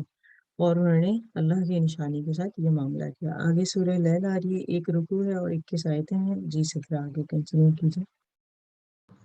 بسم اللہ الرحمن الرحیم. مجھے قسم ہے رات کی جب وہ چھا جائے اور قسم ہے دن کی جب وہ روشن ہو جائے اور اس کی جو اس نے نر اور مادہ پیدا کیے. بے شک تمہاری کوششیں مختلف ہیں. سو جس شخص نے دیا اور تقوی اختیار کیا اور اچھی بات کی تصدیق دی تو ہم اس کے لیے آسانی کے اسباب مہیا کر دیں گے. اور باقی رہا وہ شخص جس نے بخل کیا اور بے نیازی ظاہر کی اور اچھی بات کی تکذیب کی تو ہم اس کے لیے مشکل کے اسباب فراہم کر دیں گے اور اس کا مال اس کے کام نہ آئے گا جب وہ گڑھے میں گرے گا. بے شک ہمارے ذمے ہی ہدایت دینا ہے اور دنیا اور آخرت ہماری ہی ہے. سو میں نے تمہیں ایک بھڑکتی ہوئی آگ سے ڈرا دیا ہے جس میں وہی داخل ہوگا جو سب سے زیادہ بدبخت ہوگا, جس نے تکذیب کی ہوگی اور منہ موڑا ہوگا. اور ان قریب سب سے بڑے متقی تو اس سے بچا لیا جائے گا جو اپنا مال اپنے نفس کا تزکیہ کرنے کے لیے خرچ کرتا ہے اور اس پر کسی کا احسان نہیں ہے کہ جس کا بدلہ دیا جا رہا ہے سوائے اپنے اس رب کی رضا حاصل کرنے کے جو سب سے برتر ہے اور ان قریب وہ راضی ہو جائے گا. صدق اللہ العظیم. جی یہاں دیکھیں اس کا آغاز ہو واللیل اذا یغشی والنہار اذا تجلی. اگر آپ دیکھیں قسم ہے رات کی جب وہ چھا جائے اور دن کی جب کہ وہ روشن ہو جائے, اور اس ذات کی جس نے نر اور مادہ پیدا کیا ہو, جو آگے وما خلق الذکر والانثی ان سعیکم لشتی. اور لوگوں کی کوشش مختلف قسم کی. یہاں ایک دیکھیں تو اگر اللہ تعالیٰ نے متضاد باتیں بتائی ہیں کہ جس طرح حق کے ساتھ باطل ہے, رات کے ساتھ روشنی ہے, صبح ہے دن ہے, اسی طرح آپ دیکھیں بتایا گیا نر اور مادہ ہے. تو یہاں تمام چیزیں اللہ تعالیٰ بتانے کے بعد ہمیں اس چیز کے بارے میں مطالبہ کر رہے ہیں کہ کوشش مختلف ہے. صدقہ تقوی اور تصدیق سے راہ خیر آسان ہوتی ہے, اور جو بخیل اور بے نیاز بننے سے راہ جو ہے وہ تنگ ہو جاتی ہے. اور اس کے بعد آپ دیکھیں کہ اللہ تعالیٰ نے اتنی, ہم قرآن کو پڑھتے ہوئے آ رہے ہیں ماشاء اللہ, آج 30 پارے پر آگے کہ اللہ تعالیٰ نے خلقت کی بات کی کہ تمہیں نطفے سے بنایا, اور اس پارے کے اندر اللہ تعالیٰ ایک اور چیز کی بات کر رہے ہیں, وہ کیا ہے کہ نر اور مادہ بنایا, مذکر اور مؤنث. اور پھر کیا کہا وَكَذَّبَ بِالْحُسْنَى وَسَنُيَسِّرُهُ لِلْيُسْرَى, کہ ہم کیا کرتے ہیں آسان راستے کے لیے سہولت دیتے ہیں, اور جس نے بخل کیا اس نے اپنے رب کے ساتھ بے نیازی برتی اور بھلائی کو جھٹلایا. تو ایسے لوگ اللہ تعالیٰ کو بالکل بھی نہیں پسند جو نیک چیزوں کو چھوڑ دیتے ہیں اور بھلائی کے راستے کو چھوڑ کے غلط راستے پر آتے ہیں. اس سے منع کیا گیا اور کہا گیا کہ در حقیقت آخرت جو ہے اور دنیا جو ہے وہ دونوں کے اہم, اگر آپ دیکھیں آخرت اور دنیا دونوں کے اگر مالک کو دیکھا جائے تو وہ اللہ ہی رب العزت ہے اور کوئی نہیں. جو بھی اس کو جھٹلائے گا وہ بدبخت ہے, اور جو اس کو مان کر پرہیزگاری اختیار کرے گا, اپنے مال سے خرچ کرے گا اور احسان نہیں جتائے گا, تو وہ تمام لوگ اللہ تعالیٰ کی جنتوں میں داخل ہوں گے. آیت نمبر 18, 19 اور 20 کے ساتھ نوٹ کر لیں. اس میں تزکیہ نفس بتایا جا رہا ہے. سورہ زوحہ ہے اور یہ مکی سورہ ہے, اس کا 1 رکوع اور 11 آیتیں ہیں. تو یہ پڑھ لیتے ہیں. میں پڑھ لوں. جی پڑھ لیجیے. بسم اللہ الرحمن الرحیم. قسم ہے چاشت کے وقت کی اور قسم ہے رات کی جب چھا جائے, نہ تو تیرے رب نے تجھے چھوڑا ہے اور نہ وہ بیزار ہو گیا ہے. یقیناً تیرے لیے بعد کا دور پہلے دور سے بہتر ہوگا. جی تجھے یہاں پر تیرا دیکھیں کیا کہا جا رہا ہے, والضحیٰ واللیل اذا سجى ما ودعك ربك وما قلى وللآخرة خير لك من الأولى. تسلسل سے کہا جا رہا ہے قسم ہے روشن کی اور رات کی جبکہ وہ سکون کے ساتھ طاری ہو جائے. آپ دیکھیں واقعی رات میں کتنا سکون اللہ تعالیٰ نے رکھا ہے برعکس دن کے. اور کہا نبی صلی اللہ علیہ وسلم تمہارے رب نے تم کو ہرگز نہیں چھوڑا اور نہ وہ ناراض ہوا ہے. یہاں کیا ہے کہ اس آیت کا جو پس منظر اگر آپ دیکھیں تو ایک وقت ایسا ہوا تھا کہ نبی صلی اللہ علیہ وسلم کے پاس وحی نہیں آ رہی تھی اور آپ بڑے پریشان ہو گئے تھے. تو اس وقت یہ نازل ہوا تھا یہ سورہ کہ آپ پریشان نہ ہوں, بلکہ اللہ تعالیٰ آپ سے نہ ناراض ہے نہ انہوں نے چھوڑا. یقیناً تمہارے بعد کا دور پہلے دور سے بہتر ہے اور عنقریب تمہارا رب تم کو اتنا دے گا کہ تم خوش ہو جاؤ گے. اس سورہ کے بارے میں یہ بھی کہا جاتا ہے کہ جب بھی آپ کبھی پریشان ہو, اچھا سجدہ کا میسج ہے کہ اذان ہو رہی ہے یہاں, تھوڑی دیر رک جائے.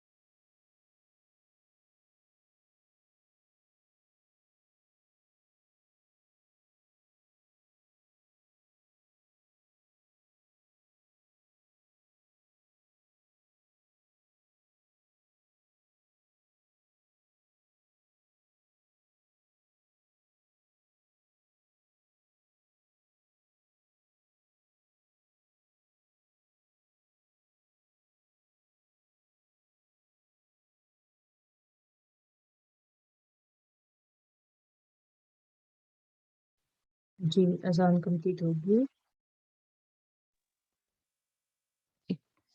تجھے تیرا رب بہت جلد انعام دے گا اور تو راضی ہو جائے گا. کیا اس نے تجھے یتیم پا کر جگہ نہیں دی اور تجھے راہ بھلا ابھی ہو رہی ہے اذان. جی میں یہی پوچھ رہی تھی ختم ہوگی کیونکہ یہاں آواز آتی ہے. سوری.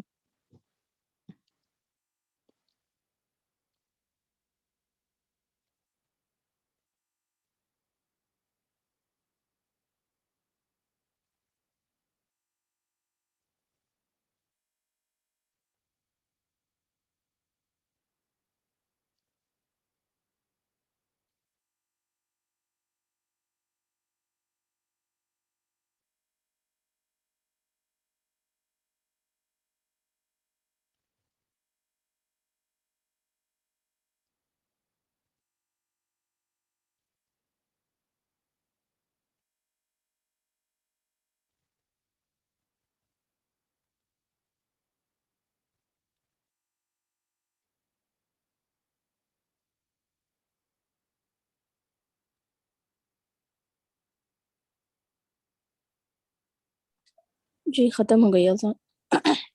جزاک اللہ خیر روبینہ. جی مجھے لگا آپ مجھ سے کہہ رہی ہیں کہ اذان ہو گئی ہے تو میں کنٹینیو کر رہی تھی. Sorry for that. ایسا ہو جاتا ہے کوئی مسئلہ نہیں.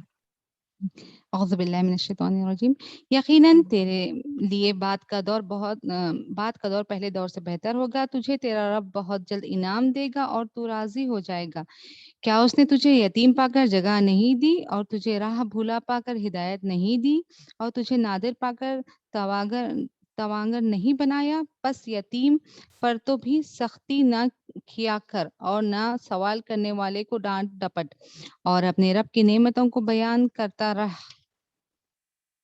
جی یہاں پر آپ دیکھیں کہ حضور صلی اللہ علیہ وسلم کیونکہ یتیم تھے، آپ کی پیدائش سے پہلے ہی آپ کے والد عبداللہ جو ہے ان کا انتقال ہو گیا تھا، اور آپ جب 6 ایئرس کے تھے تو آپ کی والدہ کا انتقال ہو گیا تھا. پھر آپ اپنے دادا عبد المطلب کے زیر سرپرستی تھے، اور پھر جب 12 سال کے ہوئے، 12 سال کا بچہ بھی کافی چھوٹا بچہ ہوتا ہے، تو ان کا جب انتقال ہوا تو جو عبد المطلب تھے جو ان کے دادا تھے، کیونکہ وہ نبی صلی اللہ علیہ وسلم سے بے انتہا محبت کرتے تھے، تو انہوں نے کیا کیا، ان کی کئی ساری بیویاں تھیں لیکن حضرت عبداللہ اور عبد المطلب جو تھے وہ ایک ہی بیوی سے تھے. تو انہوں نے کہا کیونکہ یہ اس کا ماجا ہے تو یہ چچا جو ہے نا نبی صلی اللہ علیہ وسلم کی سب سے بہترین دیکھ بھال کرے گا. ان کی سرپرستی میں دے دیا، اور واقعی ابو طالب نے ان کی سرپرستی بہترین طریقے سے کی. کیونکہ اگر آپ دیکھیں کہ قریش مکہ جو پورا ان کے مخالف تھا، ان کے سامنے جو سیسا پلائی دیوار بن کے کھڑے ہوئے تھے وہ ابو طالب ہی تھے. اور ان کے درمیان کمیونیکیشن کے وقت کہ یہ تمہارا جو بھتیجا ہے یہ کیا کر رہا ہے، تو وہ وہی بات کیا کرتے. تو آپ دیکھیں کہ ان کو 3 سال ایسی گھاٹی میں بھی بھیج دیا تھا کہ ان سے سوشل بائیکاٹ کر دیا تھا جس میں وہ شامل تھے. تو وہاں پر کہا جا رہا ہے کہ اگر دیکھا جائے تو تم یتیم بھی تھے، پھر تمہیں ٹھکانہ بھی دیا، اور تم ناواقف تھے، تمہیں ہدایت بھی دی، اور تمہیں مالدار بھی کر دیا. کیونکہ آپ دیکھیں جب حضرت خدیجہ سے ان کی شادی ہوئی تھی، حضرت خدیجہ نے خود ہی پیغام بھیجا تھا. اگر آپ دیکھیں تو حضرت خدیجہ جو تھی وہ ایک وہاں پر ایک بزنس ویمن تھی، جسے کہتے ہیں بزنس امپاورمنٹ، اس میں بڑا ان کا دخل تھا. اور انہوں نے مال تجارت بھیجا تھا نبی صلی اللہ علیہ وسلم کے ساتھ، اور ایک غلام ساتھ تھا. اس نے آ کے جب تعریف کی کہ یہ تو بہت ایماندار ہے، نیک ہے، صادق اور امین ہے، تو آپ نے نکاح کا پیغام بھیجا. اس وقت حضرت خدیجہ کی جو عمر تھی وہ 40 سال تھی، نبی صلی اللہ علیہ وسلم 25 سال کے تھے، لیکن جتنے عرصے وہ ان کے نکاح میں رہیں نبی صلی اللہ علیہ وسلم نے کوئی دوسری شادی نہیں کی تھی. اور ان کا بہت ہی پیار سے ذکر کرتے تھے، ان کی بہت عزت کرتے تھے. اور وہ پہلی خاتون تھی حضرت خدیجہ جو نبی صلی اللہ علیہ وسلم پہ ایمان لے کر آئیں. اور حضرت عائشہ سے انتہا درجے کی نبی صلی اللہ علیہ وسلم کو محبت تھی، لیکن وہ بھی کہتی تھی کہ جب حضرت خدیجہ رضی اللہ تعالیٰ عنہ کا ذکر ہوتا ہے تو اس چیز کو میں محسوس کر سکتی تھی کہ نبی صلی اللہ علیہ وسلم کا ان کے ساتھ کیا لگا ہوتا ہے. حضرت فاطمہ بھی انہی سے تھی. اس کے علاوہ اگر آپ دیکھیں نبی صلی اللہ علیہ وسلم کے بارے میں، تو نبی جیسے ہم اپنے بہت ساری چیزوں کا شکوہ کرتے ہیں، تو آپ دیکھیں نبی صلی اللہ علیہ وسلم یتیم پیدا ہوئے، اور کس طریقے سے وہ اپنے دادا اور پھر چچا کے تیرے سرپرستی پلے، اور پھر جب اللہ تعالیٰ نے ان کو اولاد دی، لوگ یہ کہتے ہیں کہ کسی کے پاس بیٹیاں ہیں، کسی کے پاس بیٹے ہیں۔ ہم نے قرآن میں پڑھ کر ہیں، کسی کے پاس بیٹیاں ہیں، کسی کے پاس بیٹے ہیں، اور کسی کو اللہ نے دونوں دیا اور کسی کو بانجھ رکھا ہے، کچھ بھی نہیں دیا۔ تو آپ دیکھیں نبی صلی اللہ علیہ وسلم کے ساتھ کیا معاملہ تھا کہ ان کی ساری بیٹیاں تھیں، کوئی بیٹا نہیں تھا۔ بیٹا پیدا ہوتے تھے، ابو قاسم اور دوسرے بیٹے ان کے پیدا ہوئے، لیکن پیدا ہوتے ہی ان کا انتقال ہو جاتا تھا۔ تو یہاں دیکھا جائے تو بہت ساری حکمتیں ہیں، کیونکہ نبی صلی اللہ علیہ وسلم ہمارے لیے اسوہ حسنہ ہے، تو اللہ تعالیٰ نے ان کو ویسے ہی رکھا۔ اور نبی صلی اللہ علیہ وسلم کی احادیث کا مفہوم ہے کہ میری نسل جو ہے، کیونکہ ان کی 4 بیٹیاں تھیں، جن میں سے 3 نبی صلی اللہ علیہ وسلم کی حیات میں ہی ان کا انتقال ہو گیا تھا، صرف حضرت فاطمہ زہرا رہتی تھی۔ اور جب نبی صلی اللہ علیہ وسلم پہ یہ چیز واضح ہو رہی تھی کہ اب ان کی جان جو ہے قبض کر لی جائے گی، تو انہوں نے سارے اپنے صحابہ سے اور اپنی ازواج سے جب بات کر رہے تھے تو حضرت فاطمہ کو بلایا، تو ان کے کان میں ایک بات کہی تو وہ پریشان ہو گئی۔ پھر دوبارہ ان کو قریب بلایا اور جب دوسری بات کی تو وہ ہنسنے لگی۔ جب وہ چلی گئیں، رخصت انہوں نے لے لی، تو حضرت عائشہ نے دریافت کیا، تو انہوں نے کہا جب میں نے فاطمہ کو یہ کہا کہ میں اب دنیا سے رخصت ہونے والا ہوں، پردہ کرنے والا ہوں، تو وہ پریشان ہو گئی، غمزدہ ہو گئی۔ اور جب میں نے کہا کہ میرے خاندان میں سب سے پہلے تم مجھ سے جنت میں ملو گی، تو وہ خوش ہو گئی۔ تو یہاں پر ہمیں پتہ چلتا ہے کہ نبی صلی اللہ علیہ وسلم کی صرف بیٹیاں تھیں، بیٹے نہیں تھے، اور اکثر قریش مکہ ان کا مذاق اڑاتے تھے۔ یہ اس لیے بھی تھا کہ وہ ہمارے لیے ایک نمونہ ہے۔ پھر کہا گیا یتیم پر سختی نہ کرو۔ اب یہ جو 3 پوائنٹ ہیں آیت کے، یہ نوٹ کر لیں۔ فَأَمَّا الْيَتِيمَ فَلَا تَقْهَرْ وَأَمَّا السَّائِلَ فَلَا تَنْهَرْ وَأَمَّا نِعْمَةِ رَبِّكَ فَحَدِّثْ، کہ آپ نے یتیم پر سختی نہیں کرنی، سائل کو جھڑکنا نہیں ہے۔ میں آپ کو ایک بات یہ کہوں، قرآن میں آپ نے کئی بار یہ پڑھا کہ ساحل کو محروم بھی نہیں کرو، پیچھے ہم پڑھ کر آئے، اب یہاں پر جھڑکنے سے منع کیا ہے۔ انڈیا پاکستان میں کیا ہوتا ہے اکثر کہ، اور ایون اب یہاں پر بھی اگر ہم کسی ایسے ریسٹورینٹ میں بیٹھے ہیں جیسے شاویہ کی جو ریسٹورینٹ ہے، تو وہاں پر کچھ خواتین ہوتی ہیں عبایا پہن کے، ایک بچہ انہوں نے گود میں اٹھایا ہوتا ہے اور وہ آتی ہے مانگنے کے لیے، تو لوگ ان کو جھڑک رہے ہوتے ہیں، اور اگر شرطہ دیکھ لے تو وہ خیر پکڑ کے بھی لے جاتے ہیں۔ یہاں کا نظام ڈفرینٹ ہے۔ انڈیا اور پاکستان میں کیا ہوتا ہے، ہم ان کو ایک اتنا لمبا لیکچر مارتے ہیں کہ آپ کے ہاتھ پیر ٹھیک ہیں، یہ ہے، ایسا ہے، آپ جاب کریں، دس دیٹ سارا کچھ۔ ایک سوچنے کی بات ہے، ہم ان کے جوتوں میں پیر تو نہیں ڈال سکتے نا، ہمیں نہیں پتا کہ اس میں کنکر ہیں، پھٹے ہوئے ہیں، ٹھیک ہے۔ جب تک آپ کسی کے پیر میں جوتے میں پیر نہ ڈالیں، آپ اس کی سچویشن کو نہیں سمجھ سکتے۔ اگر کہ میرے پاس ہزاروں روپے پڑے، ہزاروں بھی نہیں چلیں، چند 100 پڑے، اگر میں اس میں سے 5-10 بھی اس کو دے دوں تو کیا جاتا ہے، زیادہ وہ نہ کریں، کیونکہ وہ سوالی ہے، آپ سے سوال کر چکا ہے وہ already۔ اب اس کی تحقیق میں جانے کی کیا ضرورت ہے اتنی زیادہ؟ تو سوالی کو کہا جا رہا ہے، ویسے تو یہ ایک چھوٹی سی وہ چیز ہے، اصل سوال وہ ہے کہ باقی کوئی ضرورت مند آپ تک پہنچائے اور اس کو ضرورت ہے تو اس کی تو وہ ضرور پوری کریں، اور اپنے رب کی رحمت کا اظہار کرو۔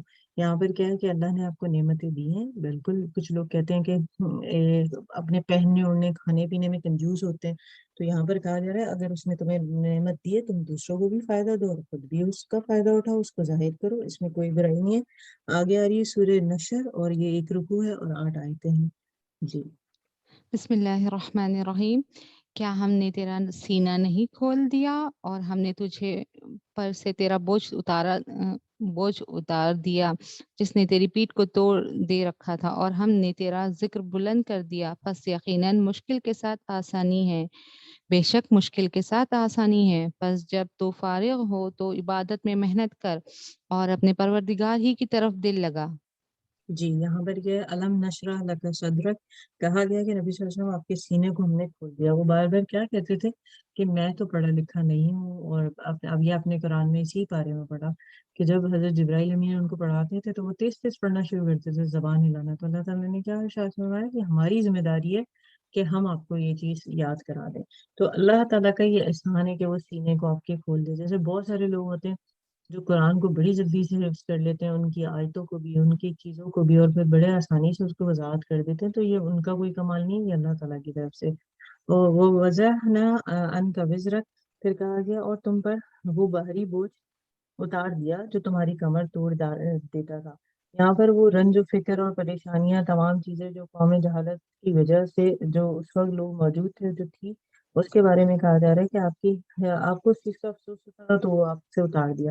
الذی انقض ظہرک، اور تمہاری طرف تمہارے خاطر تمہاری ذکر کا کی جو آواز ہے اسے بلند کیا. اگر آپ دیکھیں ورافان اللہ کا ذکر کی جو بات کی گئی ہے، اکثر جب ربیع الاول کے پروگرام ہوتے ہیں تو لوگ اس کا ذکر کرتے ہیں. یہ ایسا ہے کہ آپ دیکھیں نبی صلی اللہ علیہ وآلہ وسلم کا نام اللہ تعالیٰ نے واقعی بلند کیا ہے، اور ہمیں اس پر خوش ہونا چاہیے کہ ہم ان کے امتی ہیں کہ جن کے نام آپ دیکھیں، جو کلمہ ہے جس کے ذریعے سے انسان ایک کافر کی ایک باؤنڈری سے نکل کر مسلمانوں کی سرحدوں میں داخل ہو جاتا ہے، وہ ہے لا الہ الا اللہ محمد رسول اللہ.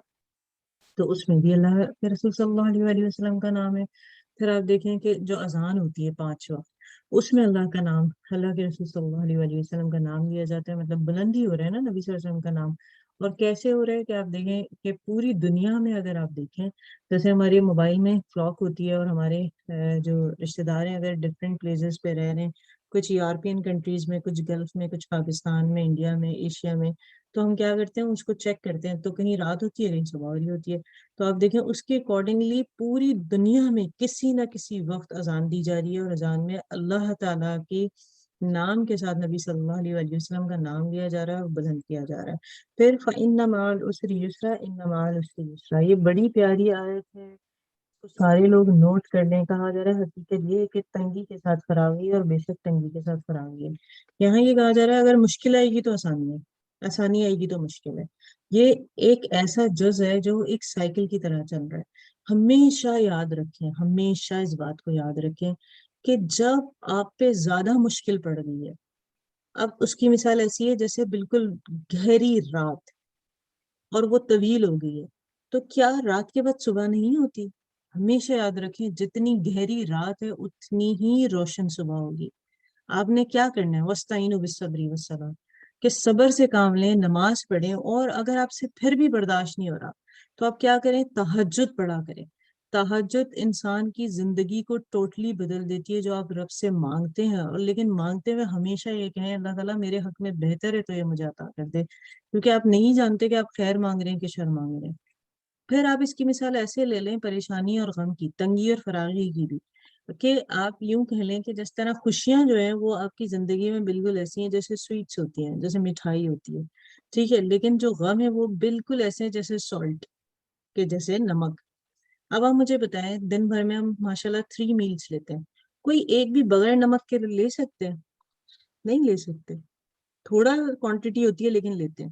لیکن آپ دیکھیں دن بھر میں آپ روز مٹھائی نہیں کھاتے، روز سویٹ نہیں کھاتے، کوئی ہفتے میں 2 دفعہ 3 دفعہ. ایون لوگ جب ڈائٹ کر رہے ہوتے ہیں تو لوگوں کا ایک کانسیپٹ ہے کہ بس سویٹس آپ نے کٹ آف کرنی ہے. لیکن آپ دیکھیں میری ایک فرینڈ ہے، وہ بڑی اچھی ڈائٹ کرتی ہیں، ایج میں وہ بڑی ہیں، وہ کہتی ہے آج نا میں ایک دن رکھتی ہوں دن میں، مطلب آفس گوئنگ ہے، تو وہ کہتی ہیں ورکنگ ویمن، تو وہ کہتی ہیں کہ جو ویکینڈ ہوتا ہے اس میں کوئی بھی سالٹڈ چیز نہیں کھاتی، کیونکہ نمک اور چینی برابر آپ کو نقصان دیتی ہے. تو اگر آپ دیکھیں تو زندگی میں غم اور خوشی بالکل ایسے ہی ہے کہ خوشی مٹھائیوں کی طرح ہے اور غم جو ہے نمک کی طرح ہے. تو وہ تو آپ کی زندگی میں گھلا ہی گیا ہے، اور اگر وہ زیادہ ہو جاتا ہے تو یاد رکھیں ہر رات کے بعد صبح ہونی ہے، مشکل کے بعد آسانی ہے، یہ قرآن کہہ رہا ہے. اور دوسری بات ہم پیچھے سے پڑھ کر آ رہے ہیں، پچھلے ماشاءاللہ 29 پارے ہم نے پڑھ لیے، 30 پڑھے. اللہ تعالیٰ قرآن میں کیا ارشاد فرما رہے ہیں؟ کسی بھی نفس پر اس کی استطاعت سے زیادہ اللہ تعالیٰ بوجھ نہیں ڈالتا. جب پریشانی آپ کے اوپر آئے نا، یہ نہ کہ صرف میرے اوپر ہی یہ نہیں، کوئی تو چیز ہوگی شاید اللہ تعالیٰ آپ کے گناہوں کو معاف کرنا چاہ رہا ہے، کیونکہ جب آپ کے اوپر پریشانی آتی ہے تو آپ کے گناہ جڑ رہے ہوتے ہیں. کیونکہ حضور صلی اللہ علیہ وسلم کی حدیث ہے ایک پن بھی چبھتی ہے نا، کوئی کانٹا بھی، اس کا بھی آپ کو اجر ملتا ہے جو تکلیف پہنچ رہی ہوتی ہے. جیسے حضور صلی اللہ علیہ وسلم کی ایک حدیث ہے کہ جب انسان کو بخار چڑھتا ہے تو اور وہ تکلیف میں ہوتا ہے، تو وہ ایسا ہے کہ انہوں نے ایک ایسی ڈنڈی کو اٹھایا جس میں سوکھے پتے تھے، اور اس کو زور سے جھٹکا دیا اور سارے پتے جھڑ گئے. تو ارشاد فرمایا کہ جس طرح اس کے پتے جھڑ گئے ایسے اس کے گناہ جھڑ جاتے ہیں. جیسے آپ نے اکثر سنا ہوگا لوگ کہتے ہیں کہ جب خواتین پریگننٹ ہوتی ہیں اور لیبر میں ہوتی ہیں تو ان کے گناہ جھڑ جاتے ہیں. ڈفرینٹ لوگ ڈفرینٹ باتیں کرتے ہیں، لیکن میں نے کوئی ایسی حدیث اور وہ میرے ذہن میں نہیں ہے قرآن کی آیت کہ وہ جو ہے ایسی ہو جاتی ہیں جیسے ابھی پیدا ہوئی. تو میں اس بات کو کنیکٹ کر رہی تھی کہ واقعی ایسا کچھ ہے، میری نظر سے تو نہیں گزرا کیونکہ آپ سارا علم تو نہیں رکھتے، لیکن جب میں اس کو اس آیت کے اس حدیث کے ساتھ جوڑ رہی تھی کہ بخار کتنی چھوٹی سی چیز ہے اور لیبر پین تو ایک پیک ہے پین کا، تو آپ دیکھیں کہ وہ جب عورت کو پہنچتا ہے تو واقعی اس کے گناہ جھڑ رہے ہوتے ہیں. تو تو اللہ تعالیٰ بس ہمیشہ یاد رکھیں جب بھی مشکل میں پڑے کہ مشکل کے بعد آسانی ہے، لیکن آپ نے کیا کرنا ہے جب تم فارغ ہو تو عبادت کی مشقت میں لگ جاؤ، یہ کام ہمارا ہے۔ قاعدہ فرغت فانصب وإلی ربک فارغب، اور اپنے رب کی طرف راغب ہو جاؤ کہ جب آپ فارغ ہیں، آپ کے سارے کام ہو گئے ہیں، جیسے آج کل ہم لوگ کیا کرتے ہیں، فجر کی جلدی جلدی جلدی ہم نے سحری کے بعد کی ساری چیزیں سمیٹی، نماز پڑھی اور کوشش ہے ہم قرآن پڑھ لیں، یہی ہماری آج کل کوشش ہوتی ہے نا۔ اس کے علاوہ آپ دیکھیں مغرب میں کیا ہوتا ہے کہ مغرب کی افطاری کے سارا سامان جلدی سے سمیٹیں اور عشاء کی تراویح کے لیے چلے جائیں۔ تراویح کے آنے کے بعد کیا ہوتا ہے جلدی سے ہم ڈنر کا سارا کچھ کریں اور لیٹ کر یا جیسے بیٹھ کے قرآن پڑھ لیں۔ تو یہ جو عمل ہے نا کہ گھر کی چیزیں بھی کرنا ضروری ہے، ہم سب خواتین ہیں اور یہ ہماری ذمہ داری ہے، لیکن اس کے ساتھ اللہ تعالیٰ کی طرف راغب ہو جائیں، کام کریں راغب ہو جائیں، نمازوں کا بھی اسی طرح خیال رکھیں۔ جی آگے سورہ 3 آ رہی ہے، اور یہ مکی سورہ ہے، اس کا ایک رکوع ہے اور اس کی آیتیں 8 ہیں۔ جی بسم اللہ الرحمن الرحیم۔ قسم ہے انجیر کی اور زیتون کی اور طور سینین کی اور اس امن والے شہر کی، یقیناً ہم نے انسان کو بہترین صورت میں پیدا کیا، پھر اسے نیچوں سے نیچا کر دیا۔ لیکن وہ لوگ جو ایمان لائے اور پھر نیک عمل کیے تو ان کے لیے ایسا اجر ہے جو کبھی ختم نہ ہوگا۔ پس تجھے اب روز جزا کے جھٹلانے پر کون سی چیز آمادہ کرتی ہے؟ کیا اللہ سب حاکموں کا حاکم نہیں ہے؟ جی یہاں پر اگر آپ دیکھیں کہ ایک تو انجیر اور زیتون کی قسم کھائی گئی، اور ساتھ میں جو ہے جس طرح ہم دیکھیں مکہ کے بارے میں کہا گیا کہ پاک شہر ہے، یہاں طور سینا اور امن والا شہر یعنی مکے کی دبایا بات ہو رہی ہے کہ وہاں پر انسان کو بہترین ساخت پر پیدا کیا پھر اسے الٹا دیتا ہے، یہاں پر وہی کہ انسان کو واپس اللہ تعالیٰ اسی چیز پہ لے کر آ جاتا ہے، اور بتایا جا رہا ہے کہ نیک عمل جو کرے گا وہ جنت میں جائے گا، اس کی نیکیاں کبھی ختم نہیں ہوں گی۔ اور یہ جو آخری سوال اللہ تعالیٰ نے کیا الیس اللہ بأحکم الحاکمین، کیا اللہ سب حاکموں سے بڑا حاکم نہیں؟ تو بے شک اللہ ہی تعالیٰ ہے جو سارے حاکموں سے بہتر حاکم ہے، اور ہمیں اس سے پیغام جو ملتا ہے سورہ 3 سے وہ کیا ہے کہ انسان بہترین ساخت پہ پیدا کیا گیا ہے، مستقل مزاجی کے ساتھ وہ نیک کام کرتا رہے تو جنت میں جائے گا، اور جنت میں اس کا اجر نہ ختم ہونے والا ہے، اور اللہ تعالیٰ اس میں کوئی شک نہیں کہ بہترین فیصلہ کرنے والا ہے۔ آگے سورہ علق ہے جو سب سے پہلی سورہ ہے، آپ دیکھیں اس پہ لکھا ہوا بھی ہے سورہ مکی، اور آگے مکی کے آگے جو نمبر لکھا ہوتا ہے وہ ایکچولی اس کے نزول کا ہوتا ہے، دیکھیں اس پہ 1 لکھا ہوا ہے کیونکہ سب سے پہلی سورہ یہی نازل ہوئی، یہ ایک رکوع ہے اور اس کی آیات جو ہیں وہ 19 آیتیں ہیں۔ جی یہ پڑھ لیتے ہیں۔ بسم اللہ الرحمن الرحیم۔ پڑھ اپنے رب کے نام سے جس نے پیدا کیا، جس نے انسان کو خون کے لوتھڑے سے پیدا کیا۔ تو پڑھتا رہ، تیرا رب بڑے کرم والا ہے، جس نے قلم کے ذریعے علم سکھایا، جس نے انسان کو وہ سکھایا جسے وہ نہیں جانتا تھا۔ جی سچ مچ یہاں پر آپ دیکھیں سب سے پہلے جو لفظ استعمال ہوا اقرا، پڑھنا، پہلا لفظ ہے اقرا بسم ربک الذی خلق، کہ پڑھو ساتھ نام کے اپنے رب کے، خلق الانسان من علق، کہ اس نے انسان کو کیسے پیدا کیا ہے، اگر آپ دیکھیں جمع ہوئے خون سے، اقرا وربک الاکرم، اور پھر کیا کیا اس لوچڑے کو انسان کی تخلیق میں بدل دیا، الذی علم بالقلم، کہ جو علم دیا قلم کے ذریعے سے، قلم کی اہمیت بتائی جا رہی ہے یہاں آپ اپنے بچوں کو بتائیں، ویسے تو سارے ہی بچے کووڈ کی وجہ سے فیس ٹو فیس کی نہیں ہو رہی تھی، اب انشاءاللہ اس سیمسٹر سے شروع ہوگی اینی وے، لیکن آپ دیکھیں اس پر آنے کی وجہ سے سارا ٹائپ پر آ گئے۔